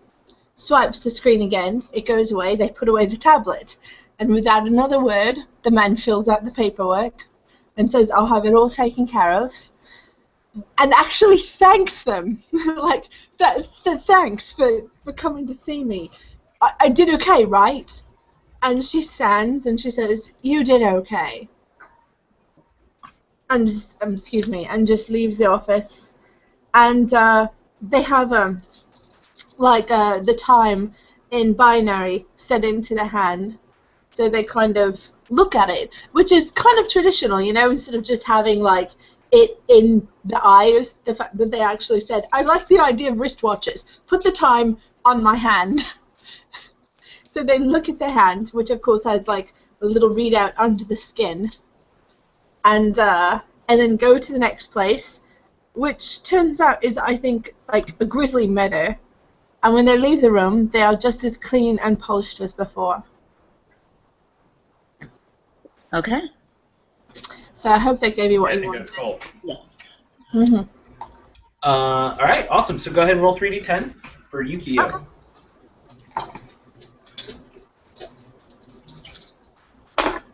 And so, okay, so I got a 2, a 5, and a 1. Right, so you're comparing all of those to 4. Mm-hmm. So that sounds like with a 2, a 5, and a 1, you have 2 successes. So you can spend those successes to add new positive conditions or remove negative conditions for the faction. Okay, so, I think I'm going to, I like that negative condition, so I think I'm going to add a positive condition. Great. And I can't add influence, right? No, not right now. Okay, cool. Let me go down to the bottom where all the faction stuff is. I think I'm going to add equipped. Basically, they are now equipped with financial and like computer information. Cool. Because they were already financed, so I can't add that. But Sure. But that works. Equipped with financial and computer information. I like it. You get one more, too, I think. oh, I get another one. Okay. You get 2 successes. Equipped and armed, obviously. Armed. Mm-hmm. So what are they armed with? Everything. Basically, very subtle high-grade weaponry, like a very small but custom-designed pistol, and I think like a series of little drones. Okay, so you know that really stupid movie? What was it? Where the geologist gets lost in a cave, even though he has mapping drone. Yes, Prometheus. Oh my Yes, I know what you're talking They're about. basically like little drones that scan everything, and That's cool. little tactical drones. That's I what like they it. Yep. That's awesome. I like it. Because I like to knick-knacks the little creatures, so I think my bad guys should have little creatures too. In response. Yeah, That's yeah. awesome. Only Alright. digital ones, not organic. Very cool. I like it. Mhm. All right, awesome. So, do you want to go now, Karen? Yeah, I can go. Okay. It's the Atama Corporation's building. It's after hours.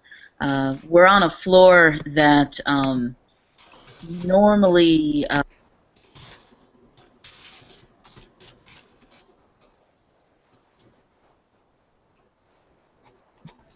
Can you think guys you. hear me? Oh, Yes, okay. now we can. Yes. Oh, All right. sorry. Sorry about that. Okay, so Atomo Corporation, after hours, secret floor. You can only get to it using a special elevator and a special key card and a special retinal scanner. Ocean is the first to arrive, and she enters what you would imagine is the world's most sterile meeting room. Imagine an Apple store where everything is white and everything glows white. She turns off all of the lights, and you can see the cityscape through the window, and slowly she clicks down a dial so that the cityscape disappears, and you're in an almost completely black room. And she sits down in the far left-hand corner. Soon after, Leonard arrives, and he opens up the door, and he sits in his corner, followed by Jared and Vetka. Ocean, who is leading this meeting, opens with report. She just simply says report. Leonard starts. He opens with the Yuki project is going well. And Vetka goes, how have you pushed the Yuki parameters? And Leonard answers, we have increased the eagerness of the being. She is now completely obedient. We have accomplished obedience. And Vetka says, how was obedience rewarded? And Leonard responds, we have allowed mechanization and weaponization because beings that are obedient can be weaponized.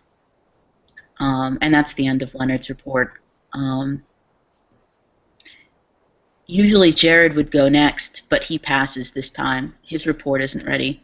So then it moves on to Ocean.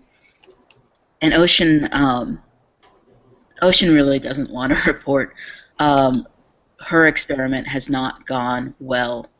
Vetka asks, report on Knick-Knack.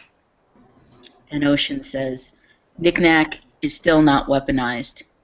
Knick-Knack cannot have weapons. Knick-Knack is not obedient. And Vetka asks, how does Knick-Knack know our names? And Ocean says, I don't know. Memory was wiped successfully, but somehow he still knows, he still has information, even with his brain wiped.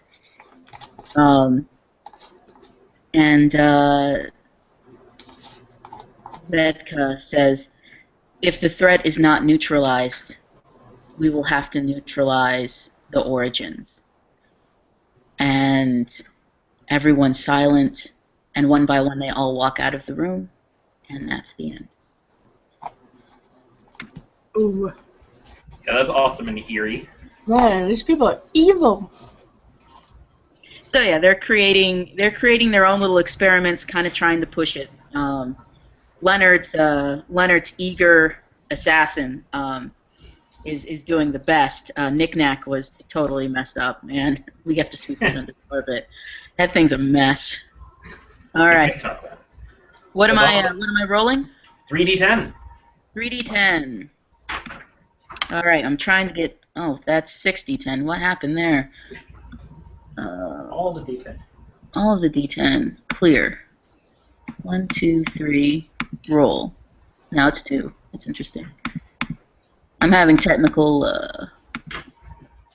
There we go. All right. So 8, 2, and 9. So that's 1 success. Yes. All right. So for the 1 success, I think I will add on hardened, and I think it's specifically going to be that the one member is hardened because they know if they do not kill Knick-Knack, then the corporation will kill them. That's good. I like that. Okay. Hardened with need to kill Knick-Knack. Die, Knick-Knack, die. I would watch that movie. I like it. All right, that's all I got. Awesome. And Dylan, you want to introduce us to your faction? Right, can you hear me? Yes. Great. Okay, so my faction, this fellow called White. Right, so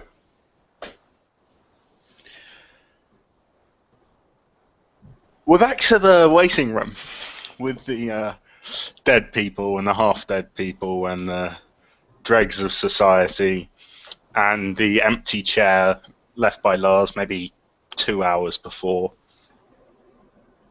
And in walks a white man. Unsurprising because his name's White, but he has black hair. He's very...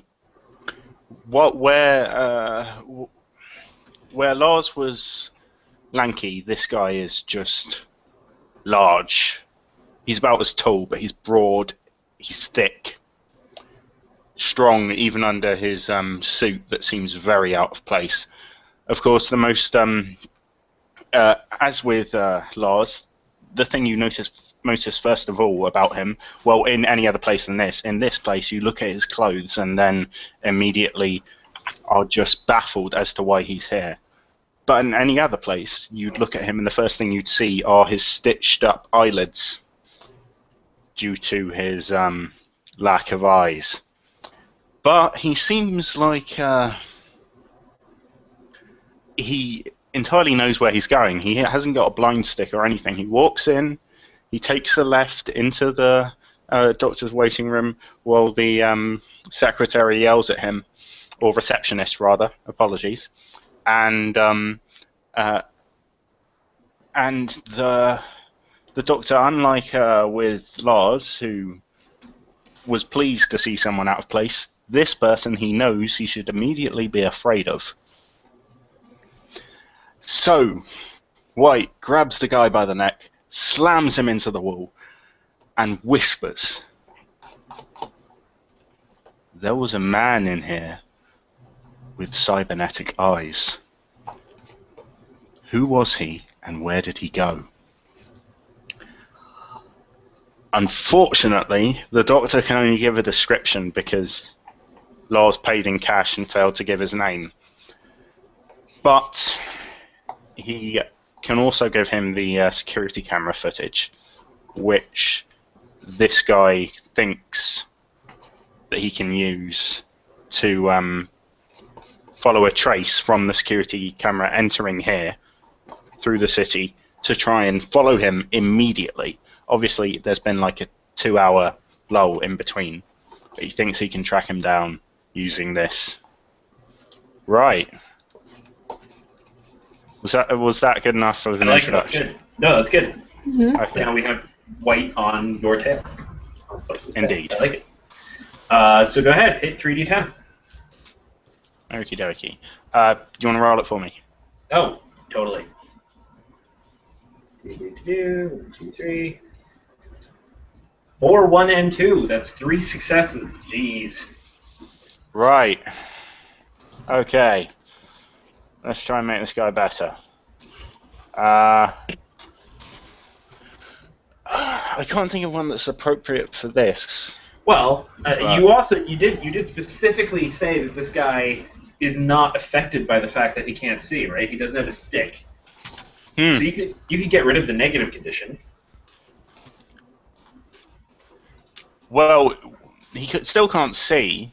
Mm-hmm. That's why I put impaired, but I put down as one. I think he's got like enhanced senses, kind Sure. of thing. Well, I'm not sure whether to take away the impaired or not. Totally your call. I mean, if you want to think of something to spend the successes on, I guess the question is, to you, is it interesting if he's actually stopped or hindered by his lack of eyes? It sort of sounds like if he has other equipment so that he's functionally unaffected by his lack of eyes, then maybe he's not that impaired, unless the idea is that that equipment can't make up for everything. But either way, I would say it can't make up for everything. Cool. It's part of the reason why he, obviously part of it is that he's kind of pissed off that someone would steal his eyes, but part Sure. of it is also he can't see. Sure. Yeah. Okay, so go ahead and add some positive conditions then. You have 3 successes, so... Okay. Right. So, I don't think he's loved. Let's say... dangerous. Did I put down dangerous? You had angry, so no. Angry. So let's go dangerous. And why is he dangerous? Because now he thinks he's caught onto the trail of the person with his eyes. He can smell blood. And he's become like a animal because of that. I like that. What else?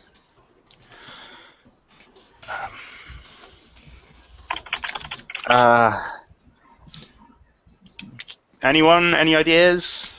Oh, Sounds wait, what was that? Ideas for White. He needs positive things. Yeah. Oh, wait, no, you mean you want us to give him a positive condition? Yeah, just come up with Ideas. He's hardened because seeing the face of the man he must find has made him rededicated to his brutal purpose or something. That can work with Okay. lust too. He lusts for his eyes back. We're okay? Both of those sound good? Or freedom from the darkness that is now his life because he doesn't have his eyes. Revenge. So the condition you want to give him, I want to make sure. So we've got dangerous is one he got. You want to give him hardened. Yep. Because he's willing to do whatever it takes. And what's the other one? You want to give him prepared. Because he knows where to go to find Lars. Sure, let's go with that. Or, because he's had a good look at him, and he's prepared to take him on now. He's got an idea of the kind of man he's dealing with, and that way he's... Wait, how has he got a good look at him? How has he seen the guy's face? This makes no sense. He downloaded the image. Download it into his brain. There you Yes, yes, there we go. He can see him in his mind's eye. There we go. go. And he has echolocation. Oh, All right, awesome. Great. So now what we're doing is now we would hand off the control, and you can set one of 3 kinds of scenes when you are the controller. The introduction scenes, which we've already done. You could theoretically still do another one. I think for the sake of this game, we should probably be closed up on that because we want to move forward on these characters. You can make a deal scene. When you make a deal scene, you take your held character and you pick another faction. And basically you have a scene with that faction in which you make a deal with them so that you will benefit from the deal and the faction will benefit from the deal. So this would be like Orchid going to a faction being like, I will help you capture... I'll go to White and I'll say, I'll help you capture Lars if you help me kill the people who are after me, or whatever. The point of the deal scene is that it'll potentially boost you up, but it will not help you accomplish your goals, and it will make that faction stronger. This is the only way you as controller can choose to set a scene that is specifically about your PC. And then the third scene, which is probably the one you're going to be setting the most as controller, is a face-off scene. In a face-off scene, when you set it as the controller, it's not about you or your character. It's about whoever you're targeting at. So you pick another PC, you target that other PC, and then you pick someone you are portraying. You could choose to portray your own PC, but in that case, it's keeping in mind that the scene is about the person you're targeting, and you're playing your PC as like a weapon or something targeted at them. You're not playing your PC. It's not about your PC exactly. It's about theirs with your PC as the opposition. You could also grab up a faction in that case, and instead of using a PC, you would use the faction. you are incentivized to use the faction. If you use a faction instead of your own PC, you get what's called an edge die, and an edge die is just a free die you can use on any roll. So if you're like, I actually want an extra die on this roll, I'll use one of my edge dice. You get to roll an extra die, and then that'll help you get more successes on the roll. So every time you would use a faction, portray a faction instead of your PC in one of these face-off scenes, you get one of these edge dice. So you would pick who you're playing, you would pick who you're targeting, and then you would go into it. Like, we would start describing. You get to set where the scene is, you get to set what's happening. We just start talking back and forth, and like, anybody can pick up any PCs. Sorry, any PCs. Anybody can play any NPC, right? Any NPC, it doesn't matter. I could be like, Shu, why don't you play this person? Or you know, Karen could be like, I want to play that guy, and that'd be great. But when we get down to an actual conflict, when we get down to like a key moment of tension where something's going to happen, that's when we do the dice. And in this case, it's just like we've done before, but the difference is that this time you will roll and the opposition will roll, and you're comparing successes. So it no longer matters just like flat out how many successes you get. You're now looking for how many more successes you get than the other person. Okay, so I mean, it just as an example, face-off scene. So I'll take the first face-off scene. I'll do a face-off scene, and I will pick up kind of like White. I'm tempted to pick up White and make him go after Lars, but I don't think that's necessarily the best idea yet. Because I feel like that's an epic confrontation. I want that to happen at the end. Now, there's no point where a faction would go against a faction. No, the factions do not hit factions. Factions only ever you target you target a PC. You always in these face-offs target a PC. And again, this is you shining a spotlight on another PC by playing their antagonist, basically. So actually, you know what I'm going to do? I'm going to go ahead and play... yeah, let's go for something, because I kind of like my MPEDs, because they're ridiculous. And they make for a good opening, like, group of guys that you can stomp on and murder. I want to play the MPEDs, and I'm going to target Nick Nack.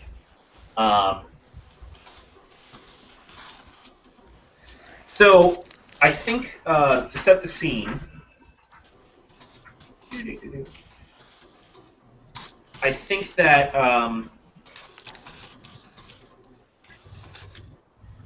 Nick Nack, I mean, you wandered from the junkyard, right? And you had your now armed drones. Yes. I can't be armed myself. My drones are armed. Right. Okay. So the drones are armed, but you are not armed. I'm incapable of being armed. Yeah. I'm sort of actually envisioning that this is a scene where you have made your way to some sort of terminal in like a nastier part of town. There are lots of people around, and you've slipped just into a basic port terminal. But to try and look up information on these names that you have, right? You need to figure out who they are so you can get them. So I'm envisioning like a whole crowd is in the background, filling the street where there's rain pouring down and there's neon signs everywhere.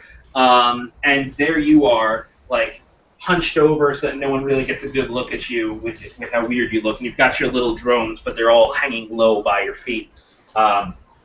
And you're plugged into this terminal, right? And you're rapidly sifting through information as quickly as possible, trying to find this list of names. When suddenly, like, it catches your attention how little noise there is anymore. Like, how little anything is going on behind you. And a quick drone turns and looks behind you, and all the people are gone.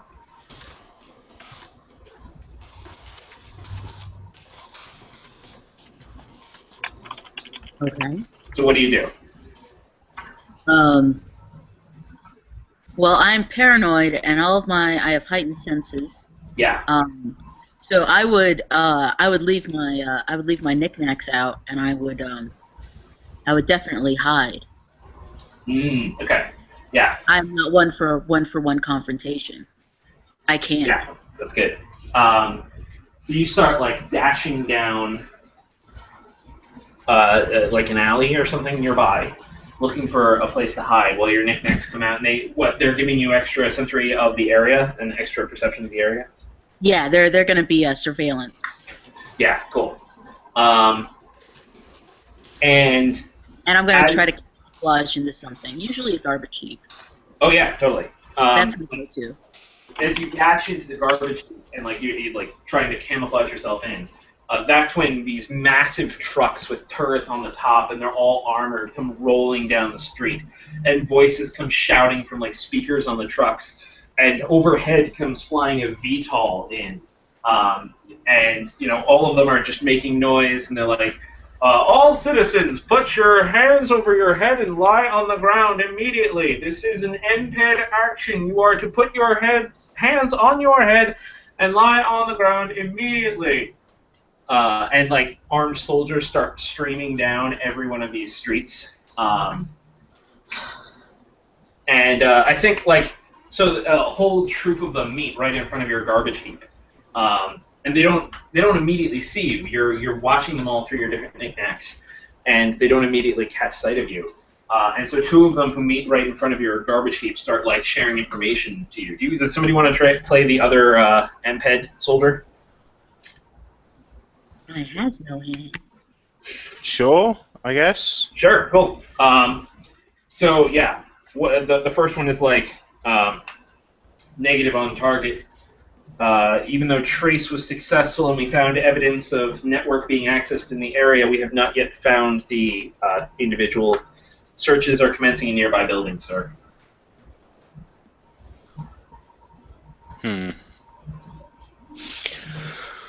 Right, so her knickknacks, are they still around, or are they invisible, or what? They're around, right?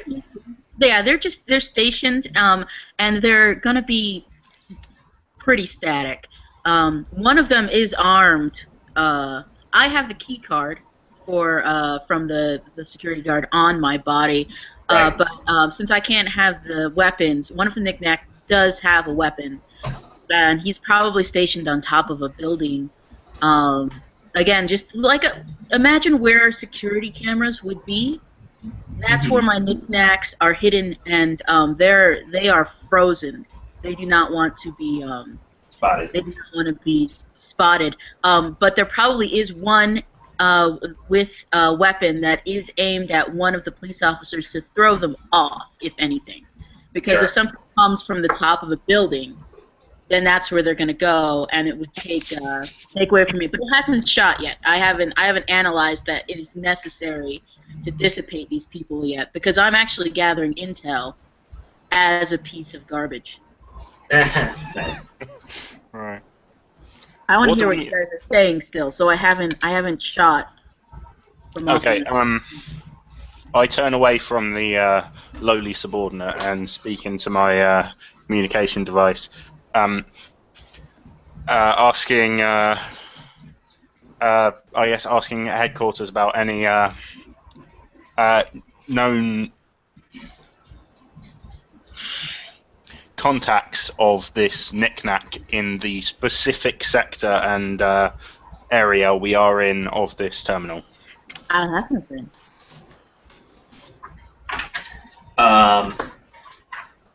Yeah. So you're asking for like who explicitly did Knickknack talk to? Yeah, if we know that. Sure. So Control gets on. Our traces indicate that there was a search running from a terminal using the proprietary software assigned to the entity known as Knickknack. The search appears to have been for these 4 names, and gives you the 4 names that Knickknack is hunting for. Ocean. What were the others? Check this qualify real quickly. Yeah, I got it. Leonard, Ezekiel, Gerard, Cheyenne, Ocean, Tommy, and Vetka Mekana. Right. Melkana. The terminal was located at this specific address, and they give you the specific coordinates. And so, of course, that's like not too far from here. Any other information I can provide for you, sir? I end the transmission without saying anything. Right. So, Go ahead. You're all fixed. it strikes me that we should set up a perimeter around the terminal, and start scouring it. Don't let anyone slip by, and basically my character is trying to make it seem like he knows exactly what he's doing and is in complete control of the situation, but has utterly no idea and is terrified. Nice. I like it. Yeah, let's set up a perimeter, and we'll have her, close in on her in random buzzwords and series of numerals. Absolutely, sir. Right away. I'm making a mental note to have to set a tracker on this guy, because if he's investigating, because now I have, just by doing a Google search of these people's names, I've now enlisted this faction to investigate the people for me. Sure. Yeah, okay. If I track the detective, then I get all of the detective's information. Sure. That he's gathering the people I've been searching for. So here's what I'm thinking then. I mean, we can push this to the crisis moment, because it sounds like the MPEDs are actually starting to sweep the area and genuinely search rather attentively, using scanners and poking through all the rubbish and really laying down a sweep and cordoning off the area so it's hard for you to get out. While you are actually trying to put the tracker on and trace through what this guy is doing and saying, so you'll get information out of it, right? You'll get information on the 4 people you're hunting for. So in that case, we at this point we have a conflict, and what you ask at this point is, what do the characters aim to get out of the scene? So what they're going to aim to give you is a negative condition. As the controller, you have 2 options. You can choose to remove a specific type of check, ready, willing, or able, from a goal or goals, or you can give them a negative condition. So I think that they're going to give you the negative condition of trapped, right? They're trying to catch you. So they're trying to give you the negative condition of trapped to catch you. You then have the option of gaining a specific positive condition, losing a specific negative condition, improving a specific parameter, lowering one of their parameters, getting something that you want in the fiction, or making specific progress toward a goal by checking off ready, willing, or able for your goal. So you pick that one of those things where, flat out, if you succeed, this is what you get. Okay. So what do you want for your goal?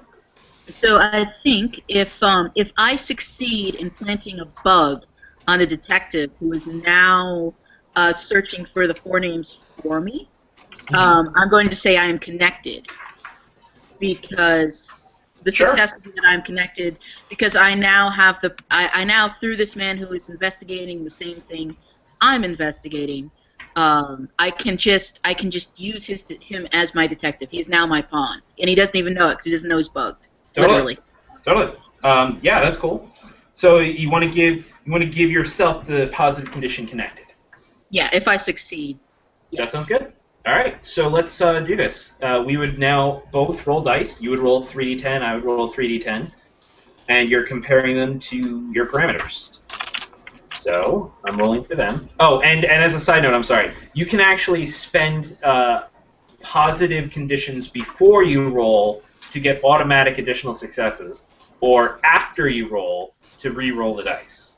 I did not spend any positive conditions before I rolled, so that's fine. All right, same for me then. Can you see my dice? Because I can see yours. I can see your dice, yes. You got a 5, 2, and a 10? Yeah, so that's 2 successes then.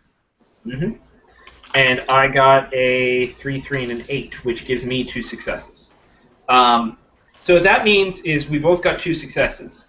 Now, after the roll, right, you could spend a positive condition to re-roll if you wanted. Okay. But you could also... I guess you shouldn't. Yeah, no, don't worry about that one. Okay. So what we do is we're tied, so we're joint winners, which means we both get what we wanted. Okay. Which means you would get your connected positive condition. So I've bugged the detective. Was that? So I have bugged the detective, and the detective is searching for information on my 4 names. Exactly. So you are getting information out of that. But at Okay. the same time, they've trapped you. They've cornered you. So I mean, yeah, I totally like that. The knickknack went into his machinery, his equipment, and it's tracking all his calls, and essentially his search on those 4 names is pouring information back into you.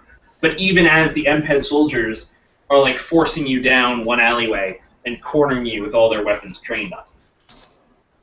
Okay, so I'm probably gonna. Can I have one of my little knickknacks shoot off the weapon at this point? So at this point, what's happening is like you. Here, Or am I trapped? That's the whole thing. This is the scene. The point is, yeah, you're trapped right now because I succeeded at my thing and you succeeded at your thing, so we both got what we wanted. I got to put the trap on you. So they've cornered you in an alleyway and you're trapped right now. Okay, so end scene, or is there anything else? Yeah, no, we would end the scene right there and move on. Perfect. Got it. Okay, so now, who wants to be controller next?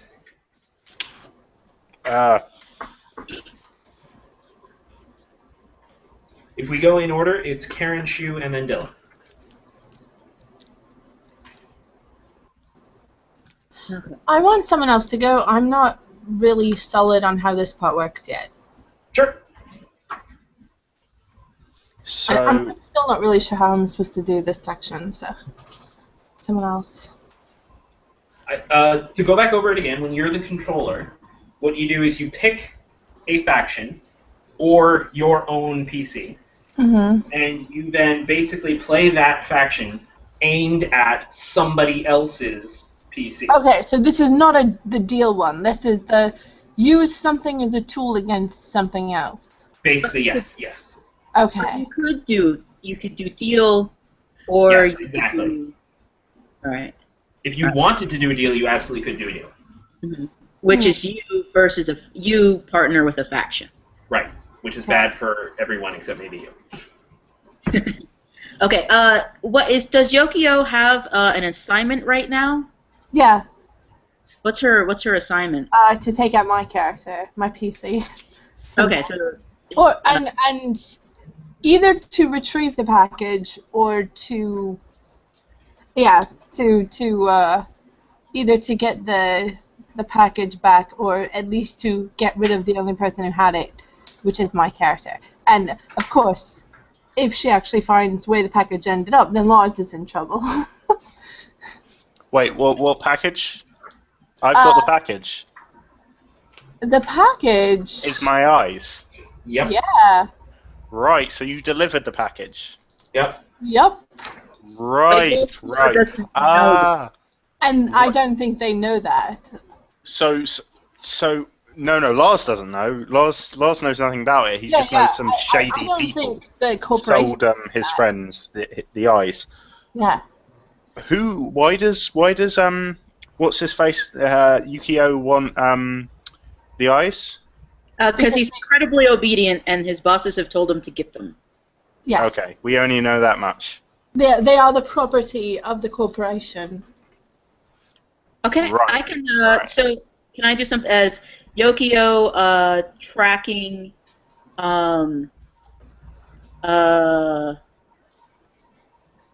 What's the name again? My name's Yokio. Tim Tam. Yeah. So we can do a Yokio tracking Tim Tam scene. Perfect. Okay. So it is the daytime, and Yokio has just left the Atamo building, and is dressed like a normal employee. And he starts pacing down the street, and then he backtrack, or she, right? Is it she? Yeah, but like whatever. Yeah, just yeah. So and then she backtracks and then goes forward, and if you were observing from a window across the street, the behavior would look very much like a bloodhound. And in fact, all of her mannerisms are very dog-like, which may suggest where she got her eagerness and obedience from. She's gone to the last known location of the package, and she's picked up on the scent of type of fuel that is very specific to the motorbike that was stolen. And her superiors had given her that scent as one of the things to track. And this is such a distinct smell because this is an experimental bike. No one else is using this hydrogen X5 fuel. So Yokio is literally just trotting through the city, following the scent of this fuel, until she gets to, let's see, where would your character be? I'm at a food cart getting kebabs. That makes sense. Okay. Obviously. Yeah, kebabs. Soylent kebabs. Yeah.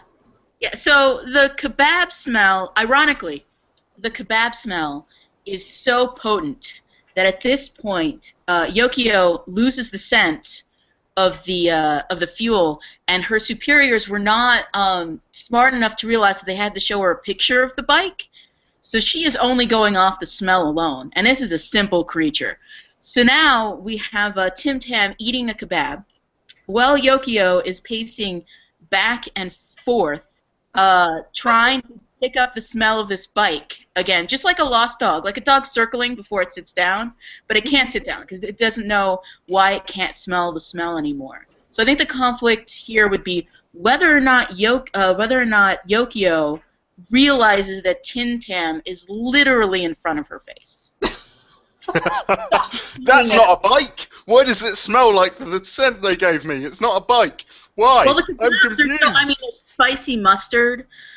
There's this fish sauce that's called ketchup for some reason, and there's so many smells at this food cart. It is very hard to pinpoint down.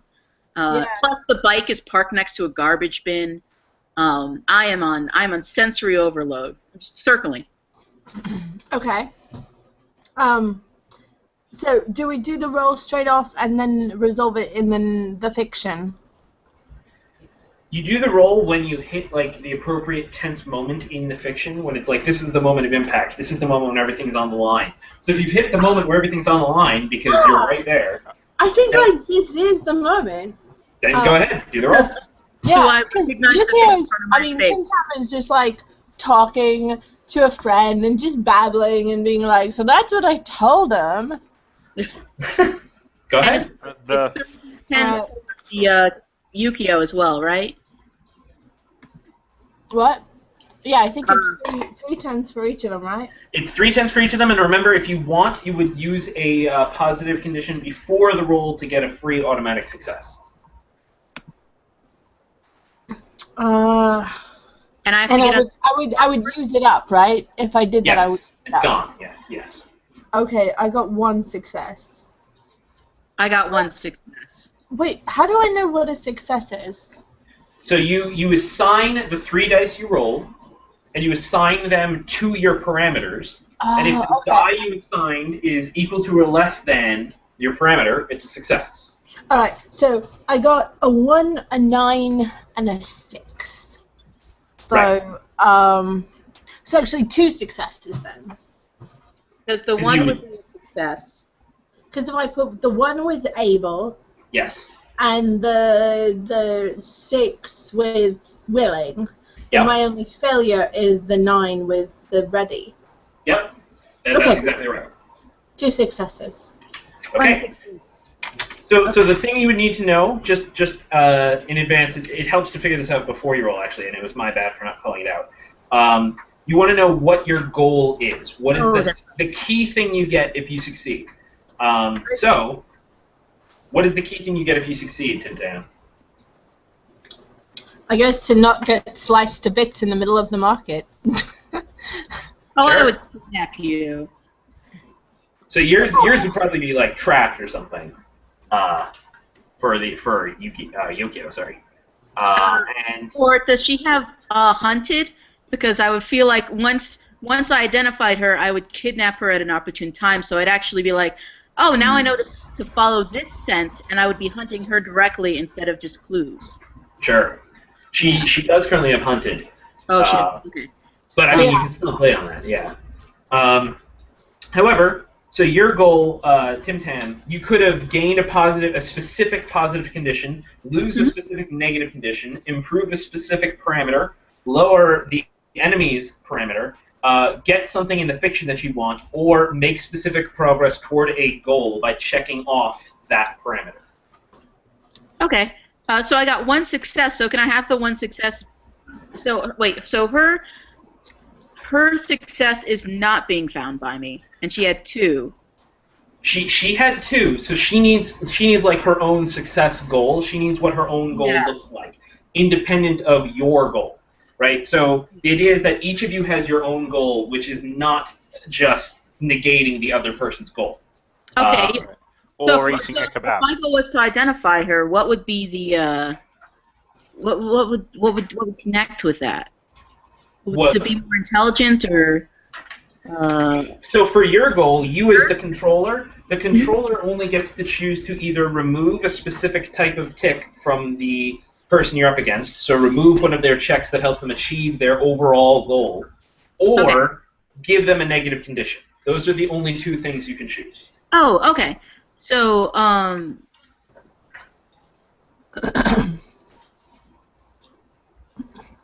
Oh, give me a negative condition.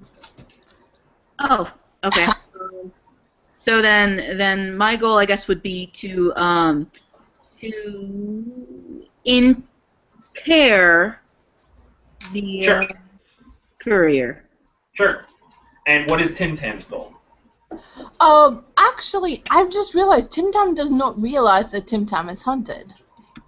So that's interesting. So I guess my goal would be to get out of some other trouble, or to get someone to.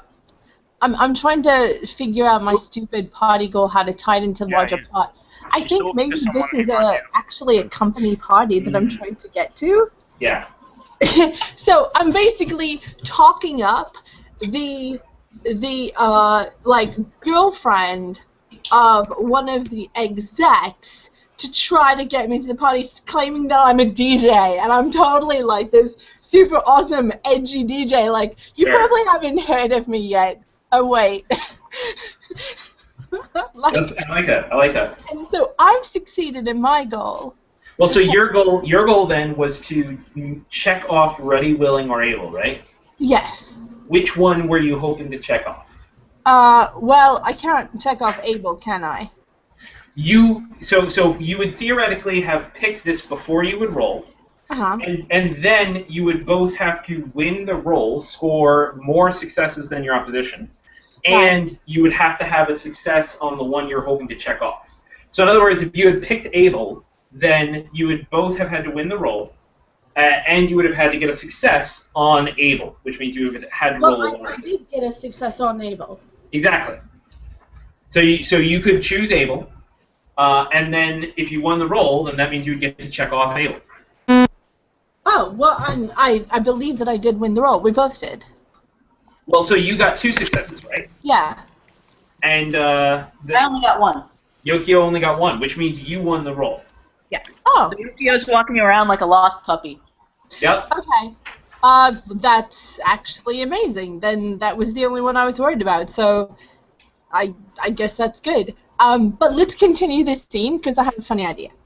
Well, and the one other thing to know is you have 1 margin of success, right? So you won the roll by 1 more. So that means you can spend that on 1 additional thing, 1 additional outcome. You can spend that on 1 additional removing a negative condition, or giving the loser a negative condition, or increasing one of your parameters. Like 1 other of these things, basically, that we can do. So you could. Okay. All right. I'm actually gonna give Yukio Lost. Because there you go. I notice this, very polished, very put together, like scary, beautiful young person there, and they look so out of place in this market. And I'm like, hey, are you lost? Are you lost? Do you need to go somewhere? And I just walk right up to her and start talking to her and being like, yo, I know there's this building down that way, and you know, maybe they'll help you out. And so I start giving these directions, like, you definitely want to go here. You definitely want to go talk to these people. And it's just start giving these really confusing, unhelpful directions about, like, yeah, I know this guy, we're totally tight, you totally want to get in with these people. And I'm just talking so fast. And my obedience is so high that I'm just kind of, these are the things I have to do. Yes, exactly. And I'm just like, you totally gotta go talk to this guy. He'll totally hook you up. Like, I'm like actually super important. I know you don't know that, but it's true. Bacchus is really bad at making these characters. Totally like, fast talking. They're like, I'm gonna make something that's incredibly obedient, and they forgot to write in the "to me" in the program. Whoops. Oh my god. Yeah, so I just go right up to now we the have two of the Bacchus people in trouble now, because they've now both made shitty experiments. Yeah. Whoopsie. So Yukio's now lost because I just gave her directions to, like, the 30th floor of this big building, and I said that there's some guy there, something. Yeah, I like Mention it. my name. Oh no, because I was like, oh shit, what if I was like, oh, I mean, do your eyes hurt? Because I know a guy who does eyes, so you should go see him. That's awful. Inadvertently giving her a clue. Yes! Yeah. That's awesome. Okay. That's perfect. Yukio All right. walks off with purpose. Headed in completely the wrong way. Yeah. And if you want to confuse a dog, just the smell of kebabs, man, that just... That'll do it. That's how you do it. That's perfect. All right. So that sounds like the scene, right? Mm-hmm. Yeah. The one other thing I will just say is you, Karen, with Knickknacker, you got an edge die because you portrayed a faction in that. And the edge die is something you can spend on any roll as any character just to get an extra die. Okay. All right. So who wants to be controller next?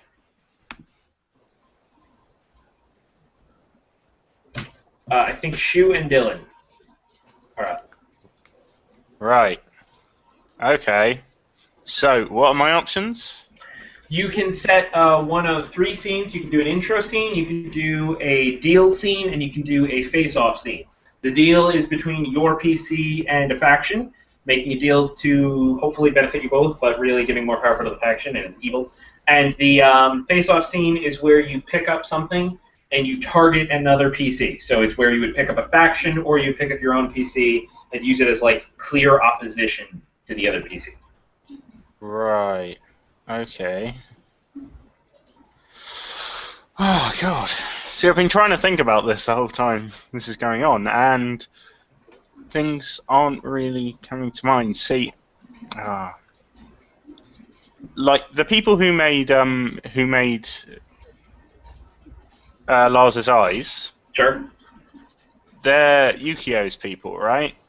Yeah, I left two of the experiments kind of empty in the Bacchus, so that's for either one of you to fill in. So, Totally.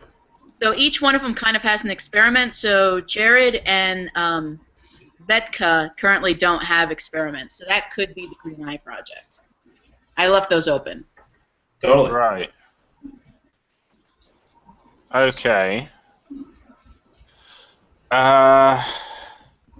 Project Green Eyes, I see. Right. So I guess what Lars will want to do is because the deal is it's the.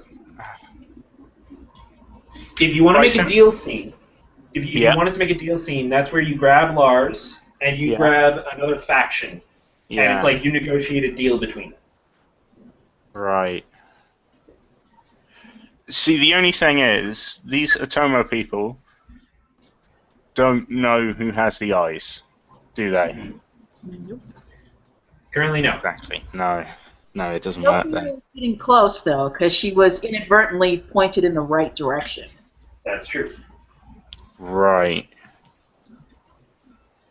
Right. At least it has not been established that they know. Okay. Other guys, feel free to jump in with ideas because I'm. Sure. Yeah. Well, so our 4 factions again are the Empeds, Yukio, we have Bacchus, and we have White himself. So I mean, if you can and this is a chance for you to just do anything that seems slightly interesting. So if you wanted, you could have White be somebody coming after Nick Knacker for some reason, or you could have White go after Tim Tam for some reason, or you could pick up, let's see, who else do we have? You could pick up Bacchus, and they could actually specifically be attempting to get Orchid under their thumb so that she'll do what they want, and coerce her, for instance. You could, any of those things would be great face-offs, and I mean, for a deal, it's really simple. A deal is just who would Lars possibly even a little bit be willing or able to make a deal with? And if the answer is Lars could make a deal with Bacchus, then that's a deal scene right there. Right. Right. And White actually has very good reason to come after Tim Tam. If he figured it out. Oh, if he figured out that she's got he got access to the security codes, right? So, what if he did see who delivered them? He would have to go back a ways, but... Mm-hmm. Or right. What if there was another description of... If he asked, where did you get those? I'm just saying it's an idea. Yeah, right. Totally. And who does Orchid work for? So I didn't quite set that, but I'm totally good with Orchid being another Bacchus project, but she's currently gotten out under their thumb. She's currently escaped their thumb, or they've currently escaped Bacchus's thumb. And is her own thing, and Orchid is trying to get the chips, the control chips that would allow Bacchus to actually reinitiate control over her, removed. Right, okay. So I have an idea. Right, so the Bacchus, they're trying to find out, find the eyes, right? But they're going according to they're really focused on the specific procedure of events that they can certify as having happened, rather than because they're a big corporate entity, they're kind of bureaucratic in that way. They don't make decisions unless they kind of have a probability of being correct above 70%, let's say.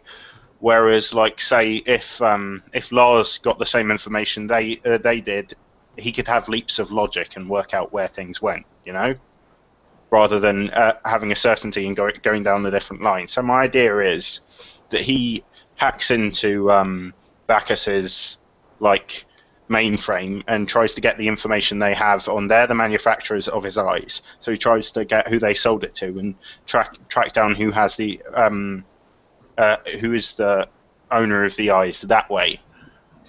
My idea is that it's a face-off between him and Bacchus that could be just him again. I'm thinking is maybe something like he's in the Matrix, or Neuromancer type Matrix, and when you're the controller, if you're doing a deal scene, it's totally about your PC. But if you're doing a face-off scene, it's about somebody else. Okay, yes. Right, okay, forget that idea then. I mean, that's a good idea. I still like that, but somebody else should steal that. Yeah, somebody else. I mean, if you wanted to do that, if Shu, you wanted to do your face-off scene as your Bacchus, and it's this face-off against Lars in the Matrix, that's a perfect face-off scene. Ooh. We could do that. Do you want me to do that, and then you can follow that? Yeah, I'll try and think of something else while we're doing that. That seems like a good idea. Okay, cool.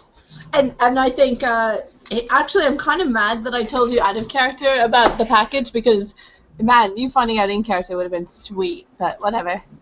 But I can still, roleplay that he's, shocked about everything. Yeah, obviously. Cool. So what is the scene? Where is it set? It's exactly what he described. It's, Lars is trying to hack into Bacchus, and they're just like, well, what? Who the fuck are you?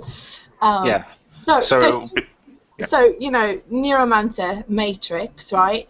And just, for the laws or whatever, it looks like an office, like a very clean, kind of like aggressively neo-modern office. Yeah. Like obnoxious, douchey paintings on the wall, like modern paintings. Motivational Like, posters. there's a statue, there's like a modern fountain, and there's a secretary who is this kind of like library hot redhead secretary, this AI, the receptionist AI, and she's kind of sitting in this very wide foyer, and as you're trying to get in, and she's reading a novel, and every time you try to get into the she'll just raise up a finger and like tap something in the air, like ting, and you'll find that way closed off to you. And she'll just turn a few pages in her novel, and she's got like bright red nails. And then, you're like, oh, I can get in here, and she goes ting. So you're gonna basically have to try to be really clever. Right. So I'm guessing this is like their AI representation of their ICE, Yeah. which is Yeah. if you're familiar. And because Bacchus has a bit of character, and they decided to make things a bit interesting for anyone who would try to hack in. Or maybe it's just a construct of Lars's mind, and it's Maybe. not like a... Yeah, this is more their like how you approach them. Yeah, okay. So, This is basically the Matrix equivalent of their corporate website or their lobby. So my idea is Lars tries to mask his entry as a procedure within the kind of programming of the website. So when he comes in and requests for information, it's not any person.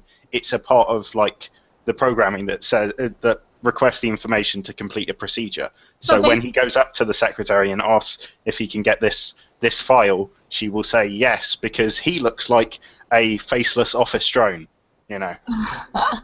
That's excellent. Okay, so okay, so she kind of doesn't look up, and she seems sort of bored, and she's like, "What do you need, hun?" I need access to the records on Project Green. Project Green. And that's a bit exciting for a Wednesday, isn't it? Wednesday is never exciting. She's Just not. speaking in monotones and I'm not falling for that trick that's of awesome. communicating any emotion. Okay. Wednesday is never exciting. Project And, Green. she kind of looks up and gives you an up and down, and she's sort of like, "You look different. Have you gained weight?" In that really like passive-aggressive, nice kind of way. My weight is static. Is neither. My weight is static. It never deviates. I am exactly. I function as precisely 25 kilobytes within the operating load on the I know technological words. Perfect. Perfect. Is No that more, what your no character less. actually says? Well, no, I suppose they'd say if it was within an office environment. This sounds like boardroom meetings I've been in. Standard protocols, such. Buzzword. Synergy. Made up word. Social media. Right. You should. Yeah. Sorry. Yeah. You should ahead. what? You should start wearing glasses again. The contacts clearly aren't helping you enough. My weight has not changed at all. Oh, You, snap. on the other hand, Oh, snap. Okay. So there's a Aggressive roll. tiny something about her, like her nose wrinkled into a sneer just for a second, but like it's a split second, like almost a glitch. Like for a second she's almost like, what? And then her face has that like vacant smile on it, and again, and she's like, "Oh, all looks good, hon. Just give me your access code, and we'll send you right up." Okay. In which case, She's asking you to directly Yeah. interface with her. yep. Ah, for pain. Directly interface. Yeah. Is this the moment of truth? Hmm? Is this the moment of truth? Is this the Yeah. goal? I suppose whether the access codes that Lars has taken so far are Or are adequate. enough. Yeah. Yeah. Yes, exactly. So let's quickly make sure what goals are. So, Shu, as controller, what is your goal? Is it to give him any... Well, we have to decide whether or not her goal is to catch an intruder, or if she already knows he's an intruder and to punish him. Sure, your call. I mean, so this should take the form of you trying to give him a negative Let's condition. see if Lars has any successes, and I think that will determine how much my character knows about. I mean, how much the AI knows about if he deserves to be there. You should set the goal before you roll, Oh, because okay. this is the goal that you get. If you tie, if you both tie, you actually still get your goal. So this should be like, this is your base level of success. Then obviously her goal is to keep out any unwanted code. Sure. So is it to perhaps, trying to see here, is it to make him injured, like you're frying his brain when you find out he can't do it? Or is it to make him hesitant, like he pulls back and does not get through? Well, I mean, I think it's just a general keep out the people who aren't supposed to be here, let in the people who are. And then, so whether or not she knows he's not supposed to be here will determine, Right, but you should pick one of these negative conditions to give him as the actual goal. Then I did punishment. So, injury. Right. Maybe Sure. maybe. Go ahead. What was that? Maybe it could be lost. She ejects him from the program into the Matrix, and he don't know where he is in the Matrix or something like that. That's good. That works great. Yeah, that's awesome. All right, and what is your goal, Lars? My goal is, of course, to work out who they sold the eyes to, or something Sure. like that. So is that to check off ready? You are ready. Like Yeah. Okay. I think so. Great. My suggestion is that perhaps White was kind of one of the test subjects for Project Green, and the reason why they haven't gone looking for him is because he deleted all evidence of his existence as one of the test subjects. Yeah, I have something for you. Don't worry. But I like that. All right. Cool. But unfortunately, of course, some I don't know, black market people, just complete bad luck. They dragged him off the street, cut out his eyes, and sold them, or something like that. I don't know. It happens in the city. Yeah, they could track the eyes. They couldn't track White. Great. So go ahead and roll 3d10. 3d10. Yes. Oh, you want me to roll for you? No, I'm fine. I Okay, got cool. one success, which is a 2, which I can put on ready. Awesome. I got 928. And what did you get, Shu? 541. 541. Okay, so that means you got 2 successes, right? Yes. So then, with 2 successes, that means that the faction wins the roll. Mhm. So you would, I mean, one of your options, Dylan, is you can use a positive condition, get rid of it, and re-roll if you want. Okay. However, right now, the faction's going to win. Okay. What I'm going to do is prepared, because I got prepared by finding the code, and now I've used the code. By finding the code on the back of my eyes. That makes sense. Yeah, great. So you're getting rid of prepared, and that means you can roll again. Go for it. Okay.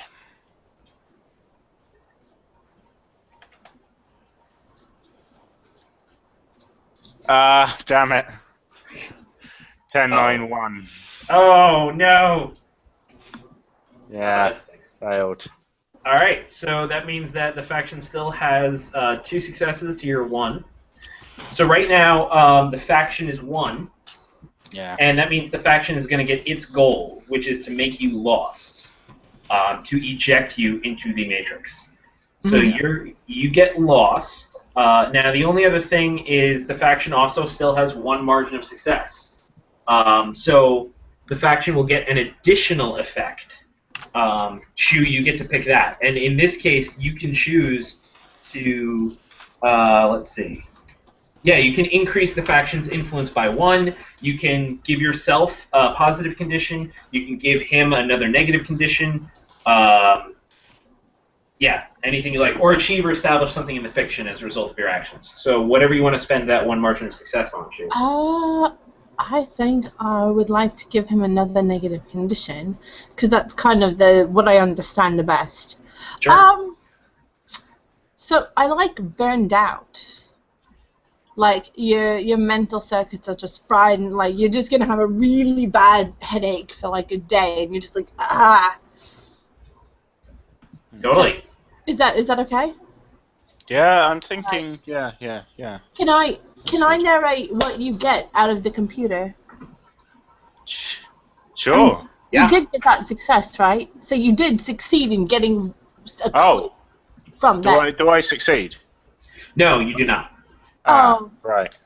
because you didn't get your goal because you didn't get as many or more Right. successes than the faction. Oh, yeah, I thought we could both.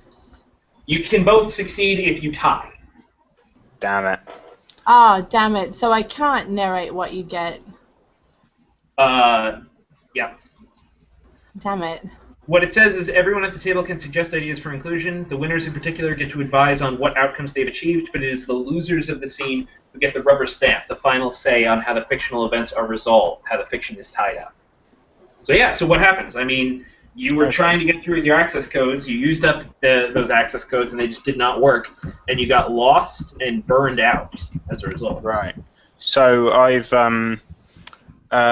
as part of my being lost in the Matrix is that I can't jack out the cause this burned out thing is like I know I'm in kind of a mental state where if I try to jack out suddenly, I might just go brain dead. So I have to like gather myself and find a way out before I can go You have forward. to find an exit. Like in the Matrix, you have to find an exit. Yeah. So the receptionist just basically threw you out of this bland office room into the wide open streams of data that is the Matrix. Yes, pretty much. Or she pressed a button and the door opened up underneath my feet and I fell through it. That's delightful. Yes, I like it. And you were dumped into the Matrix. Request denied. Awesome. All right, cool. Great. So then now it would be your turn, Dylan, to be the controller. Okay. Right. So you would have thought I'd thought of something by now. Right. Let's see. I think we'll go with MPED. They're doing. There's lots of them, isn't there? Yep. Some of them are surrounding me, but yeah, there's Are there more? organization, right? Oh yeah, it's a big old organization. Yeah. Okay, good. In which case, something makes me want to have them try to impound Tim Tam's bike because she's parked it incorrectly. Empire? Oh, fuck yeah, do it. Shit.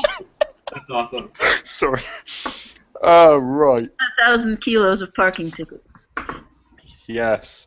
Yeah, they just want to. Yeah, they get money from parking tickets. That pretty much because Yukio leaned on some kind of banker or official or something for something, so it could just be that. Could be. Also, MPED like money, and so they want to impound things. Yeah. Things. Sure. Plus, that bike looks expensive, so the owner might have lots of money. Sure. There we go. So set the scene. Okay, so right. So Tim Tam has convinced this girl to maybe let her in the party as a DJ because she's super famous and she knows everyone and everything, Yeah. and so she's driving, riding up to like wherever this is in Upper East somewhere, and she stops to get some petrol or diesel or lighter fluid or hydrogen 5X that this bike needs. Right. Where's she going to get hydrogen 5X? She knows people. Yeah. Okay. And a couple of MPED officers, usual fat and short, tall and skinny kind of people, are just strolling down the street, woe-betiding their pay cuts due to their complete pay cut due to the financial difficulty and close to bankruptcy of MPED, and then they see the bike which has its wheel just a little bit enough touching the curb for them to impound it, and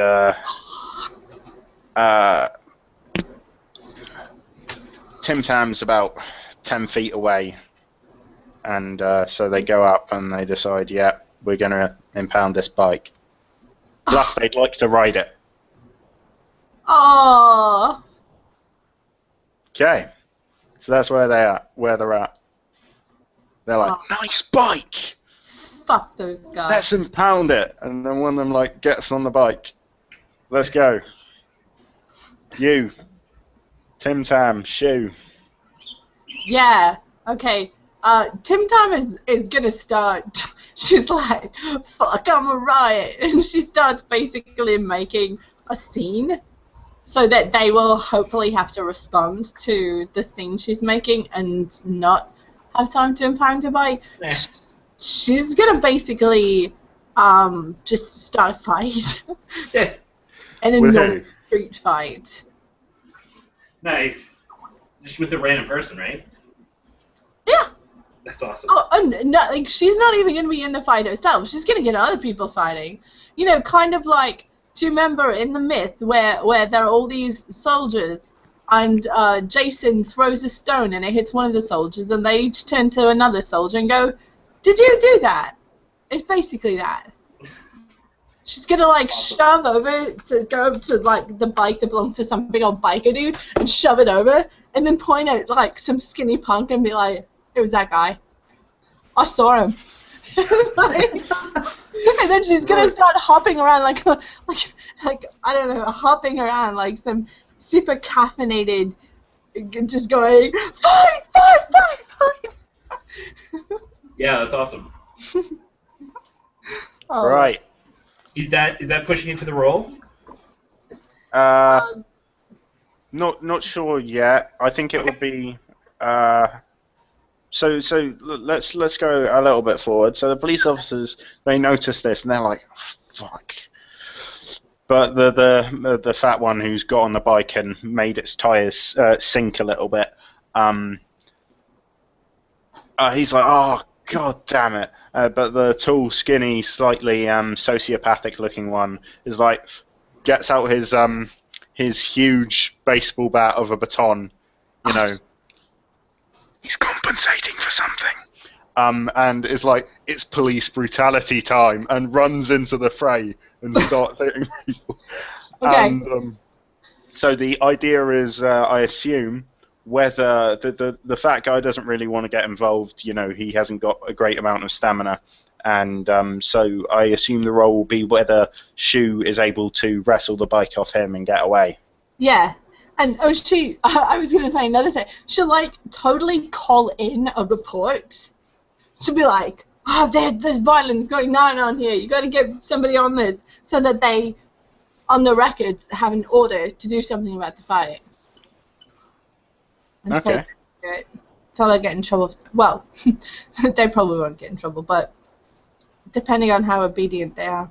All right, yeah. Then I guess she has to basically get the bigger policeman off the bike so that she can flee the scene. Okay. That's good. Okay, cool. So we'll do our rolling thing. Sure. Well, set your goals first. So, Okay. what is your goal as controller? My goal as controller is to get money and bikes. So Okay. it should be to give Tim Tam a negative condition. Okay. Oh, I guess it's definitely going to be. There's one like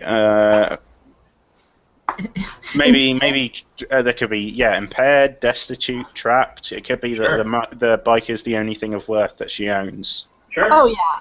Oh yeah. So which is She's we'll go with destitute. She's great. the only she's like, oh, look at this bike. I'll definitely be able to pay you back. That kind of thing. All That's this perfect. time. Now she doesn't even have the bike. I like Well, it. if I succeed, of course. Yeah. So that's your goal. Make her destitute. What is your goal, Tim Tam? Fuck the police. So is it then to let's see. To make him so he messed with me and to get away unscathed with my bike. Sure. It could Well, be maybe- to check one of her things because she's almost at the party now. Oh right, yeah. You need your bike. So what did you check last time? Able? I checked Able. Yeah. So this would be maybe ready or willing. Ready. Ready. Well. Okay, cool. Ready makes sense because ready you need the bike to be ready to get. Exactly. I need the bike, especially because like all my DJ gear is built into the bike. Ah, nice. Or maybe So it's a nice bike and you need it for the image thing. Go for That's it. what I show people at the door and be like, see how awesome I am? Go for it. All right, that sounds good. So both of you roll 3d10. Okay. Right. Okay. So I got oh boy, that's not so great. It has to be equal to or under, right? Equal to or under. Okay, I got a 4, a 6, and a 10. So I got 2 successes, I think. Excuse me. I got a 10, a 9, and a 9. Oh shit. This Aw. Wizard of the Coast dice roller, I don't like it. Well, so keep in mind, you can use a positive condition from the MPEDs to re-roll if you want. The MPEDs have Shoot. they have the positive conditions of armed with heavy weaponry and advanced military vehicles, and prepared with dossier information on each of their potential targets. No, we'll leave it at that. To be All honest. right. So that means that you have how many successes, Tim Tam? A 2. Great. So you succeed, and you have a 2 margin of success. So you get to check off your goal, which is ready, right? You were going for. Sweet. Yeah. So now you should have both ready and able checked off, and it also means you have 2 margin of success. So in theory, just to call this out, right? You can actually, you could, Dylan, as the controller, as the opposition, Yep. you could use negative conditions against Tim Tam to lower Tim Tam's margin of success. You can't make it so Tim Tam didn't succeed. You can't make it so Tim Tam didn't win. But you can make it so that Tim Tam won less. As it stands right now, Tim Tam's going to get 2 additional effects. So you get to choose what those are. Those 2 additional effects, right? So you could choose like increasing parameters, getting your positive conditions, getting rid of negative conditions. Okay, I'm thinking maybe to get rid of. Wait, I'm getting rid of. What am I getting rid of for Tim Tam? If you want to lower Tim Tam's margin of success, which is 2, meaning Yeah. that Tim Tam will get only 1 additional effect instead of 2 additional effects, then you have to use up one of Tim Tam's negative conditions. Okay, I don't think I can use up Hunted because that's by the Tomo Corporation. Right, it would make a huge amount of sense. Yeah. No, I don't think. Yeah, I can't use up one of her negative conditions. That's just fine. Yeah. All right, Yeah, so you get 2 additional successes. You get 2 additional effects. Tim Tam, what do you want? Attacks on MPED? You get 2 additional effects. If you want to put a negative condition on MPED of like something bad has happened to them, you could totally do that. Like bad publicity could be because Sure. MPED causes a riot at a petrol station. Yeah, something like that. Police brutality caught on many phones, Yeah. You could totally do that. including mine. Humiliated. Yeah, you could give MPED humiliated. Oh, I like it because like they wouldn't even they didn't do shit. Like they're just like, guys, stop. Okay, yeah. Yeah, MPED's a bit like the joke faction here. They're not doing Humiliated by well. total failure to contain riot. And I dig it. you get 1 more effect. Can I lessen their dice? Yes, you can decrease the loser's influence by 1, so you can decrease MPED's influence, so they are down to 3. Yep. Wow. Not the police. And they are therefore that much less effective. Yeah. So what is the wrap up of this scene? Okay, so it's up to. Oh, I'm the loser, aren't I? Yes, you're the So, loser. You can final say. Tim Tam jumps on a bike and rides up into Upper East somewhere, and the fat guy lies on the pavement heaving after Tim Tam drop kicked him off the bike or something like that. And, Oh yeah, she totally did. Screaming and fucking the lanky security guard is being pounded by some bikers. She And like there are loads of- and shoved a kebab into his mouth. And and more with their enemies. fists, the bikers are with their fists, and Yeah. everyone is recording everything that's going on. And then like 20 minutes later, a YouTube video, or like 10 minutes later, a YouTube video is uploaded with just the caption "lol." Yeah. Of course, they did get a picture of as part of this montage of LOL, a picture of Tim Tam kicking the guy off the bike. So maybe they took a picture of Tim Tam, and Tim Tam's on the internet with the bike. I like it. Oh, you're right. Good thing Yukio doesn't know what it looks like yet. Yes, indeed. Only what it smells like. Only what it smells like so far. Smell-o-vision. Awesome. Their phone was smell. That was great. Smell capable. That was Yeah. great. All right. So that's the round, and now we would go back through, and everybody has a turn to be controller again. Does anybody want to be controller first up? I can end this. I can do a deal with MPEG. MPEG? Sure. Do it. Yeah. So I am. So we're at the standoff in the alley, and I have to make the decision to shoot them or not. But I've already tapped the detective, and in order to move forward, I mean, I have my only alliance is with myself because I'm an outsider, and Knickknackers is thinking, in order to if the enemy of my enemy is my friend, basically.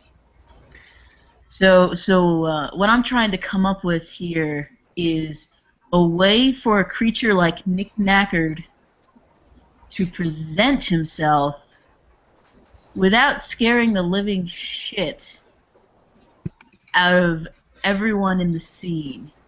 Right? So with the deal, do you just kind of narrate it yourself?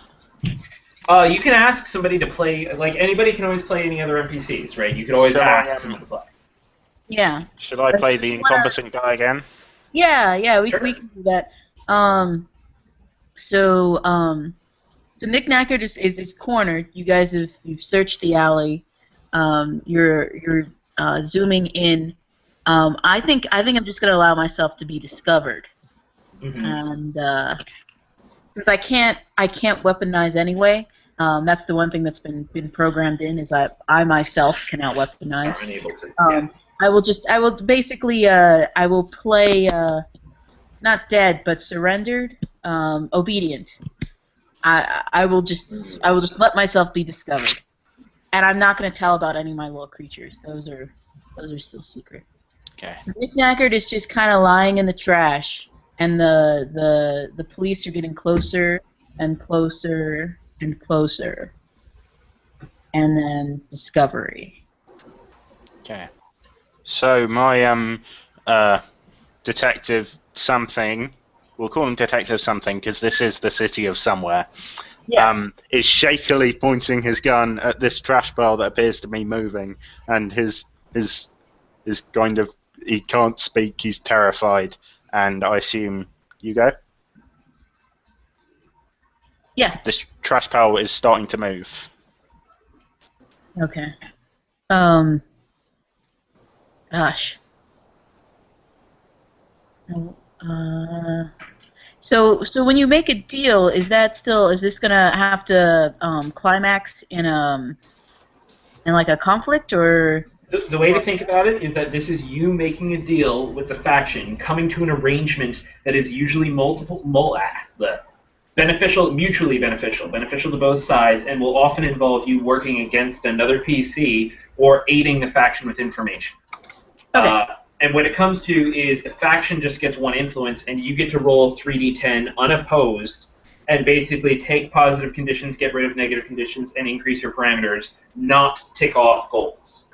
Fantastic. Okay, so then in that case, let's just play this creepy. So all right, so we've got the shaky MPEG character come up with us, and in a voice that hasn't spoken in a long time, like trying to remember how to communicate using vocal cords. There comes from the heap. Hello. Hello? Suddenly the detective is 4 years old. Hello. Identify yourself! And then he's older again. I have no hands to give you up.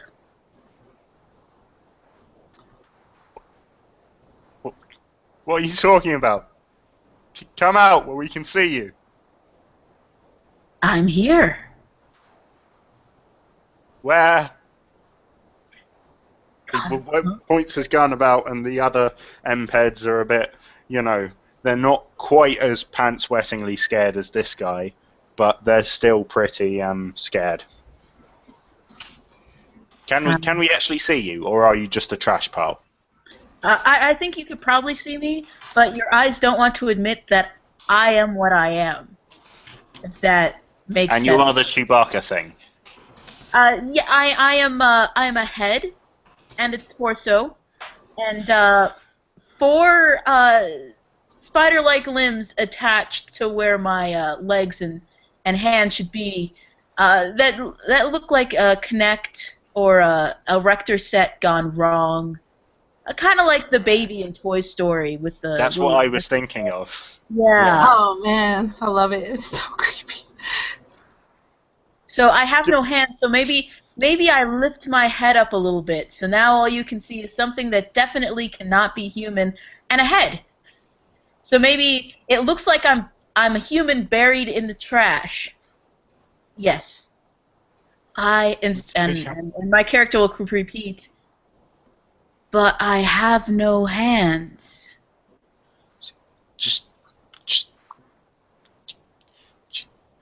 He says to the other constable, shaking, but not quite as shaking as much as him. Arrest that trash! Yes, sir. Right away. Rush forward. They rush forward towards the trash, and they stop like 10 feet away from it, and none of them seem very enthusiastic to step over that line. They're like, what part, sir? To put up. You told me to put something up. I have no hands. You have hands. I have no hands. Put your Yes. Yes. Come out. Come out. To where? To out of the trash. Very slowly, 4 tentacles come together into 4 triangles, and then click, click, click, click, click, click, click, click, click, click. Bonk. The torso is laid down on the ground in front of the trash heap. Hello? Hello? I have no hands. How can we arrest you?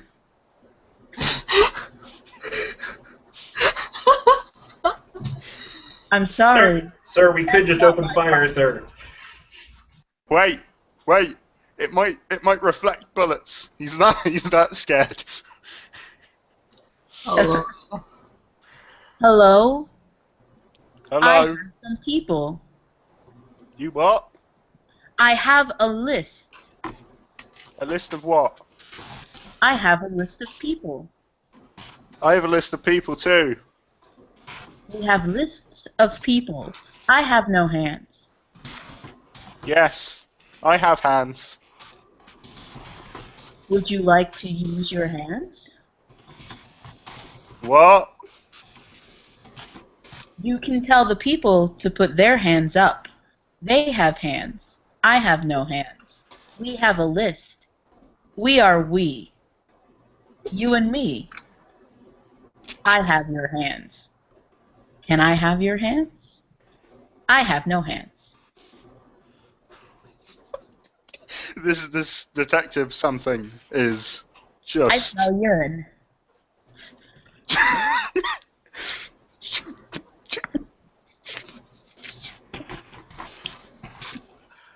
This. I don't get paid enough for this. Oh, come on. Just give Knick-Knack your hands. You're asking very reasonably. I have no hands. What Click, do you want? click, click, click. I come closer. Click. What do you want? I have a list. And you have hands. We are we. We have a list. I have no hands. What do you want with this list? Revenge. I have no hands. Who are these people? They have my hands. That isn't who they are. Give me names. Do they have hands? They have hands. They have their hands. They have my hands. They have other people's hands. And eyes. And hearts. They are people of parts. Do you They think are we can arrest Leonard these people? And Jared. And Ocean. And Vedka. You Write arrest. that down. You. Corporal Plunky. And, yes, these people. Right. And do you think we could arrest them? They have hands. Okay, so we can put the cuffs around their hands. Yes. And their hearts. And their Right. hearts. And what will you do? Apart from not kill us. I have no hands. I have a list. I have a card. A card to get into their box where they keep their parts. Their hands, their hearts, their eyes, their parts. Knick-knacks, paddywhacks, dogs and bones. Stop that. Okay. MPED, the MPED, do they, have they been given, who were the people who were given a list of our photos? That was them. Right, so they've got the list of us. And I assume this person is on that list. And Yep. why are we hunting them? Money. There were contracts out on everybody. Right. Okay. So, this detective something has a stroke of genius for the first time in his life. He suggests that in exchange for them trying to arrest these people, what's the crazy knick-knack man, thing, kills the people on their list. I can't kill. What use are you? I need You you can't to kill. Great. Pile on that thing. He tells his corporals to jump on you, and they are suddenly relieved that you can't kill, so they all pile on top of you. Oh no! No, knick-knack. Okay.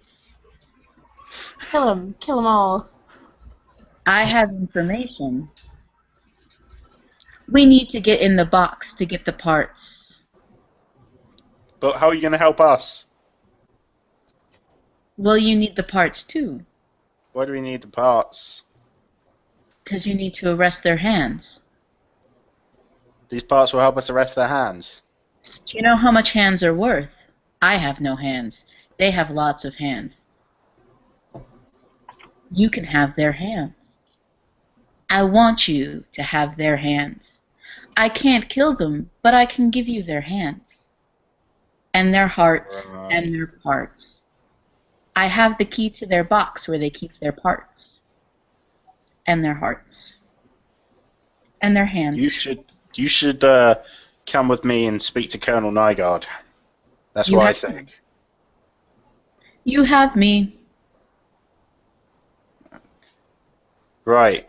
You have me. I have you. Let's go get some parts. And hearts. And little pieces of gold. And gems. Right. And monetary things. For you and me. I don't need money. I need parts. And hearts. And a box. With a key. Something. So the corporals on top of you, you couldn't possibly kill them. I can't kill. I can't kill. I can't. Detective Something seems slightly disappointed by that. Okay. Right. So. Right. Okay. So he talks to Control. He says, "Control, can you cut off communication to the MPED in this area? We think the comms may be compromised." Roger that. We'll expect a full report written up when you report back in, but communications will be cut off in 5, 4, 3, 2, 1, cut. Okay. Right. So he tells his corporals that it is in the best interests of MPED for them to help this freakish monster, handless freakish monster, to kill these people and get their hands, so they can, not kill them, arrest them in the name of the law. And hearts. Eyes are worth lots of money. The Detective Something is trying to downplay that and spits, and it's just like, yeah, justice is what we're going to get. And yeah, so Detective Something is thinking he'd rather he had a lot of money rather than MPED had a lot of money. So he hasn't got a complete plan yet, because he's not a complete plan kind of guy, but he wants money. Oh, and I can kill. I just can't hold on to weapons, but they don't need to know that. Yeah, I know. Don't need to explain that part. All right, yeah. I'm playing dead. Okay, deal struck. And not so much with MPED, but with Detective Something. Mm-hmm. That's what I think. So if you want, go ahead and roll 3d10. Oh, well, that's very well. 2, 1. Oh, wait. Don't. Oh, no, I already have the goal. All right. 2, 1, 4. What's this for? So the effect of a deal, the reason mechanically why you strike a deal, is because it lets you roll. It lets you roll unopposed, so you're not actually against anyone. So every success you get counts as an effect. Counts as like you can bump up one of your parameters or take a positive condition or get rid of a negative condition. That's why you strike a deal, mechanically speaking. 255. So I only get one success. You don't have to roll. The faction part of the deal, they just right. go up in influence. That's the effect they get. They just flat out go up in influence. Okay. So they restored their influence from being humiliated. Exactly. So they are now back up to a 4 influence. And Okay. you got how many successes? I got 3 successes. Oh, she. Wow. So you So can. I bump up my able and my ready and take off my trapped. You can bump up your able and your ready and take off your trapped, but if you want to bump up 2 parameters, you just have to use up one of your positive conditions. Oh, I'm giving them my... I'm no longer angry, I just want revenge. Sure. It's no longer about anger, I just want to kill you all. Yeah. I mean, revenge is my motive, so I don't need to be angry. Sure, totally. Song anyway. That's cool. It's easier to get what you want when you don't look, I don't know, dangerous, which is hard for me. That's... which is difficult. Yeah, no, let's Right. go. Okay. Alright, so that means, They're closing on Ocean and people, and shall we have a talk about how we can all coalesce this, or shall we just see how it rolls? So simplistically, here's what I was thinking. Tim Tam is 1 check mark away from achieving Tim Tam's goal. To me, it just seemed like it could be a good way to do it if we did one last scene, which is against Tim Tam, and that way, if Tim Tam succeeds it, Tim Tam can just achieve the goal, and then that would be out, because that's the way we would play to win, right? Like when one person achieves all 3 of their checks and they get out because they achieve their goal, then they're out of the story and we can close it off there. And then we do one last epilogue with everybody. And what I'm thinking is that this party that Tim Tam really wants into, I mean, I don't know, I'm already thinking about, like, it would be perfect if everybody coalesced at the party somehow. Yeah. Right. absolutely. So I'm thinking maybe what Shu had she's going off this party having existed from rumors that have completely gone Chinese whispers, and ended up what is a secretive board meeting between the Bokas people has turned into the total the most exclusive hit party in the world. This is completely ridiculous. Oh my And, god. That's adorable. And, That's beautiful. and I'm thinking maybe while Lars is out, just jacked into the Matrix in some Fleabag cyber cafe or whatever the appropriate thing, Bakash tracks him down because they've ejected him from their program in the real world, and they kidnap him and bring him to their headquarters. And Sure. White follows them there. And Orchid, how does she get there? She could have just been invited. I'm not too worried about Orchid at this point. Yeah. So I mean, what I want to do is for this last scene for Tim Tam, right? Like, I can take the controller and I will. I want to come after Tim Tam with one of the factions, and I think actually in this case it's probably Bakas, right? Like, if the idea is that she's not allowed in.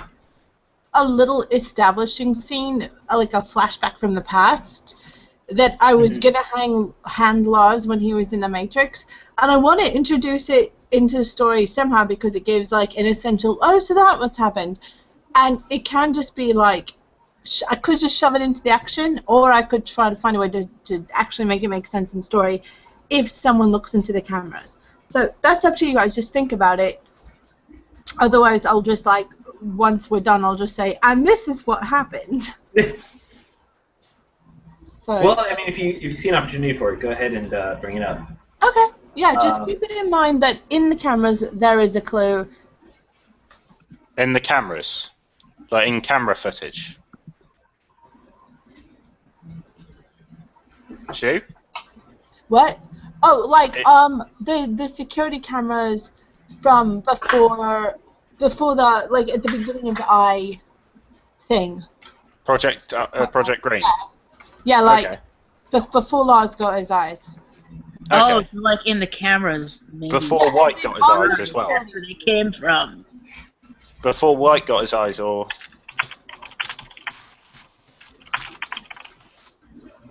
Yeah. Okay. Okay, Right. cool. I am the night. All right, so what I'm thinking is then, if it is this board meeting, which was just a board meeting, but is now turned into a big shindig as a result of word spreading about it. Girlfriends inviting people from the street. No, I think nobody else is so much invited.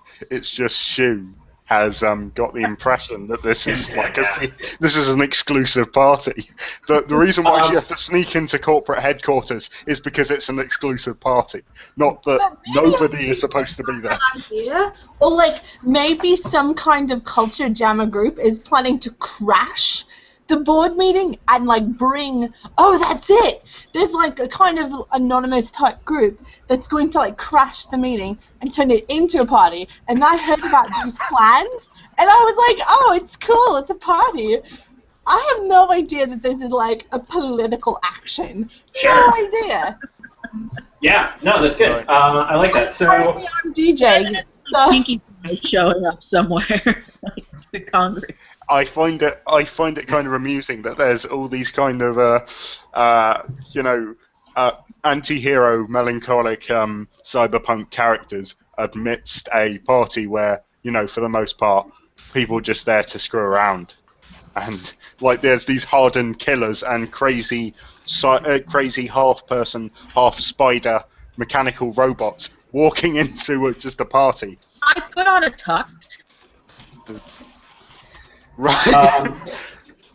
The juxtaposition is just brilliant. So let's do this scene then. As if you need to sneak in and get in, like if this is in the middle of a giant group trying to get up into corporate headquarters because they're a social group looking for change. They're trying to get into the corporate headquarters to get to this meeting. And I'm imagining that Tim Tam is either among them or trying to get in, especially and particularly get the motorcycle in to set up the DJ equipment. There's no motorcycle access. How does she get it up the stairs? Yes. So Tim Tam, how are you going to get your motorcycle in? The staff elevator, obviously. So this is you driving around to the basement back part of the building to drive into the staff elevator. Ride it all the way up to the boardroom meeting, drive out down the hallway, and set up your DJ system, all without getting stopped by security personnel or drones. Yeah. I mean, okay. Seems legit. I'm good with this. And do we want to have the police try to infiltrate at the same time, or? Oh yes! Come on, this is brilliant. Glorious. Yes. Like because they're trying to because they're trying to get the parts. The parts. And meanwhile, they don't know about my my little knickknacks who are taking this opportunity to sneak in. They're using MPEG literally as a host to get in. Oh my god! They're hidden within their equipment. That's horrible. Yeah, not like the whole MPEG, just Detective Something and his stupid people. For their equipment. Here's a site, but the site isn't actually a site. It's my little bits and pieces. Wow. So it's just Detective Something and his boys. His boys. And girls. So what we should do is we should do the last roll for Tim Tam, and then we can all provide an epilogue and wrap things up. This is for Tim Tam to try and get that bike inside and get it all set up. And I will roll on behalf of the faction whose goal is whose goal is to shoot you at this point. You're trying to ride a motorcycle in the middle of a protest, so there's security personnel throughout this building are ready and armed and shooting tasers at the very least at anybody who's trying to sneak in without permission. So their goal is to make you injured. And her goal is to pull off cool bicycle tricks in the process of Really. The world's most epic entrance. Yeah. Do you want? I'm gonna pop all the wheelies. This would be a good time for you to pop off your positive conditions, just to get a success before you even roll.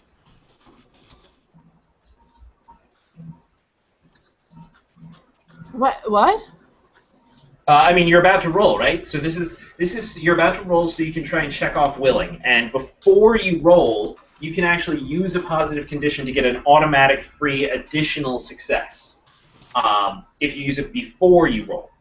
So you could if you can narrate how you're connected to a network of couriers and street folk helps you in this situation, you can pop off that condition, get rid of it, but get a free automatic success on this roll. She got other connections, didn't she? I thought she did. Like, she scored 2 successes, and I wasn't able to do anything about it in the fight with the police officers. She put a negative condition on you, and I forget what the other thing was. I don't remember doing anything else. I remember I put humiliated on. I don't remember doing anything else. Okay, well, I mean... I'll use up one of my connecteds or my connected. Sure. We're nearing the end of game, so it's not like I need to hang on to it. So, so on the sheet, I just change that to a regular... Okay. Yeah, and that means you get 1 automatic success. So go ahead and roll. All right. Okay, I got a 1 and a 4 and an 8. So that means you win because they got a 3. They got a 9, a 5, and a 3. So they have 1 success. You have. I can only have 1 success because I only have 1 number left. No, you can have multiple successes. It's just that the one that's not checked off is the one you have to make sure you get a success on to be able to check it off. Oh, well, cool, because that's the highest anyway. So yeah, I got a 1, a 4, and an 8. So. Right. So yeah, so you totally get a success on willing, and you get a success on ready or able, and I only get 1 success, which means you have a total of 3 between the 2 you rolled and the 1 you got from spending the condition beforehand. And that also means you accomplish your goal. You get into your ridiculous party. You're a pony. You're a pink pony shooting a cannon. You're a pink pony. The corporate security who are trying to fire tasers and stop you as you're racing your motorcycle down the halls simply cannot draw a bead on you until you have parked yourself right before the official party room, which is, of course, the boardroom. The official party room. And begin pumping music out of the... Carol Apple Store boardroom. This is so silly, yes. Party time! It looks so warm. Okay, that's great. So you accomplished your goal, right? Your goal was to get into the party, and you did. Let's just do a quick epilogue then, as we wrap up what everything else is happening, because I think it's perfect if everything is converging on this moment. So tell us what is the epilogue for Lars? What happens for Lars? Okay, so Lars is completely unconscious, and all the other jacked-in fools don't notice Bacchus security coming into the shop, picking him up, and dragging him out, putting him in a van, and driving him to their headquarters. They arrive, and they're like, what the actual fuck? And they're like, these are like their elite security, so they're bashing their way through the crowd to take him into the boardroom. Unbeknownst to them, hanging on the side of their van was White, who follows them straight in, and he gets into the boardroom where the party's going on. Just walks straight past Tim Tam, who's just like headbanging, and she's just like whatever. Dark room by herself. People dragging around an unconscious guy at a party? What? I'm supposed to think that's not normal. Right? They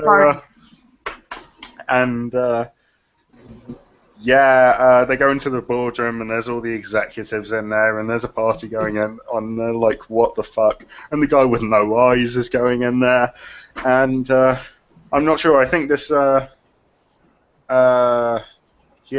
I think this should maybe end with White killing Lars. Oh, He's done very well. well. The party? He is the good guy. He's the cyberpunk. He dies. Oh. Yeah, alright. So in the midst of everybody laughing and clapping and loud music, Lars... White is just like, he kills these two elite security guards, and is just like... Oh, that's sad. Okay. Bang! Wow, that's intense. Takes the eyes. Are you saying Lars is the bad guy? No, Lars is the good guy. This means is he dies. Cyberpunk. Lars dies. Alright, yeah. Like a character in Game of Thrones. You can't live. Oh, Sure. that's so depressing. This is the Red Wedding. You didn't know that was This what part is- it was? This is Cyberpunk. It's depressing. That's kind of the premise. So, my new headcanon. I stop the plot and Lars runs away on the back of my bike. No, just kidding. Oh, that's appropriate.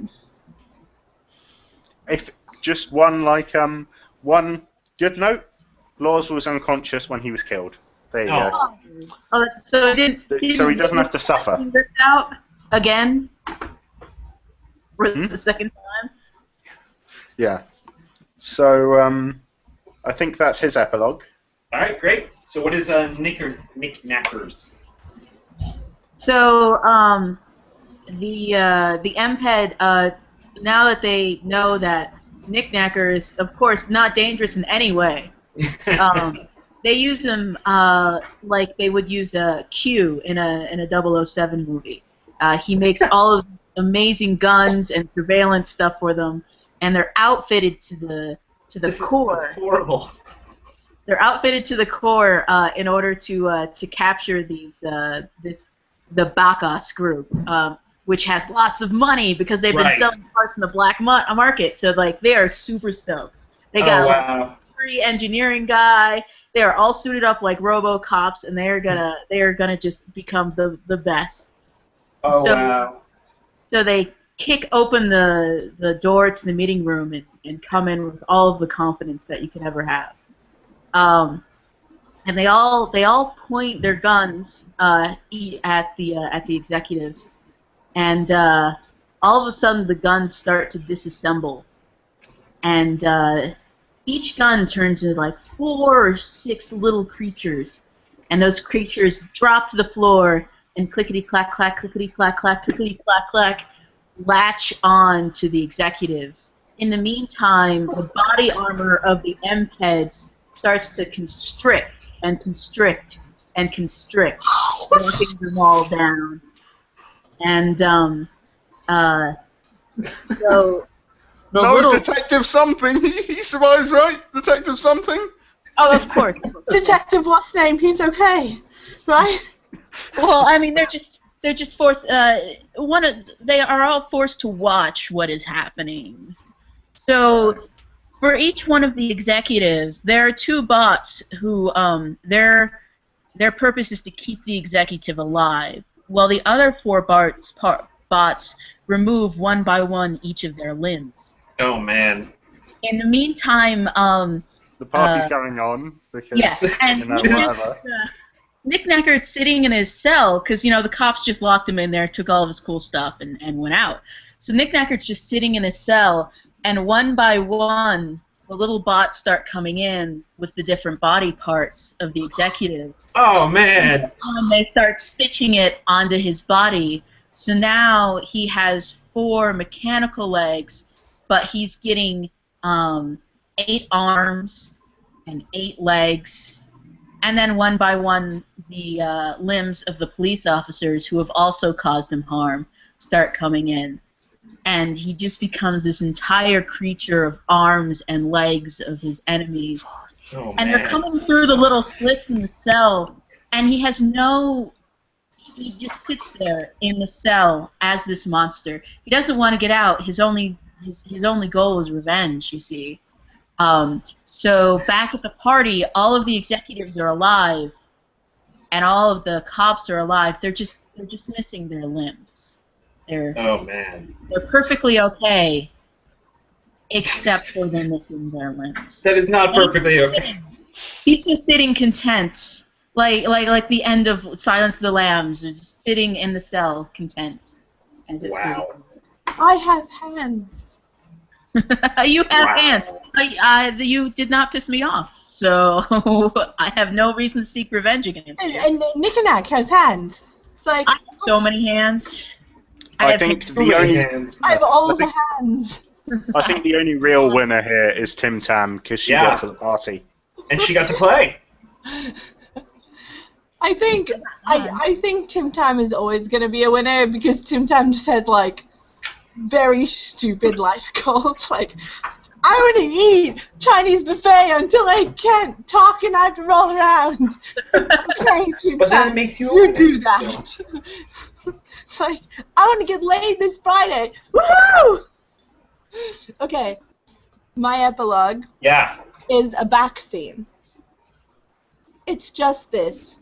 As Lars is dying, an unknown entity, who is Ocean's project, a ghost in the machine, slips him a video, a security camera video. All it is a young woman with big old poofy hair coming in to deliver some. So like, hey, yo, how you doing, Sherry? What's up? Yeah, cool. I'm gonna get laid this Friday, woohoo! And, you know, talking, making conversation.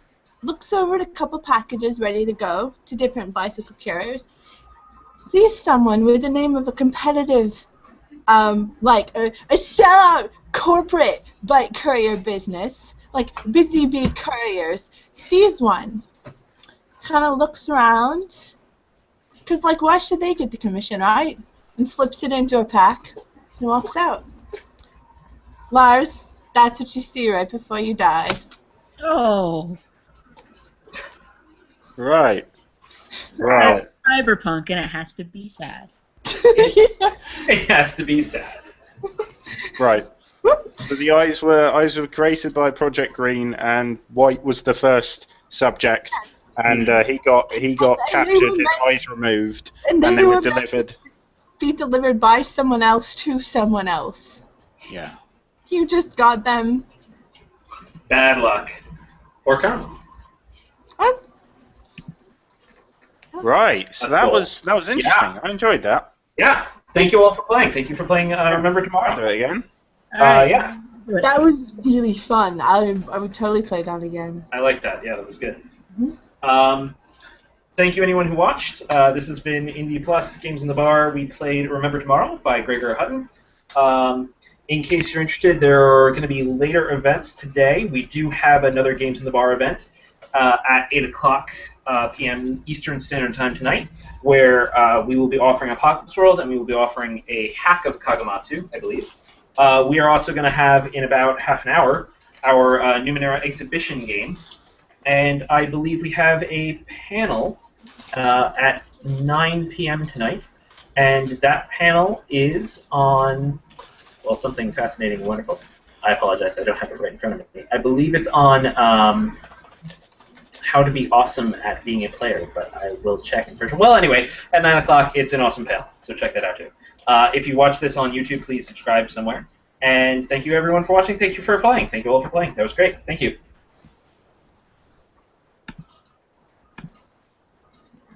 Yeah. Oh. Oh, okay. Sorry, I was waiting for you to end the broadcast. Bye. I pushed the button.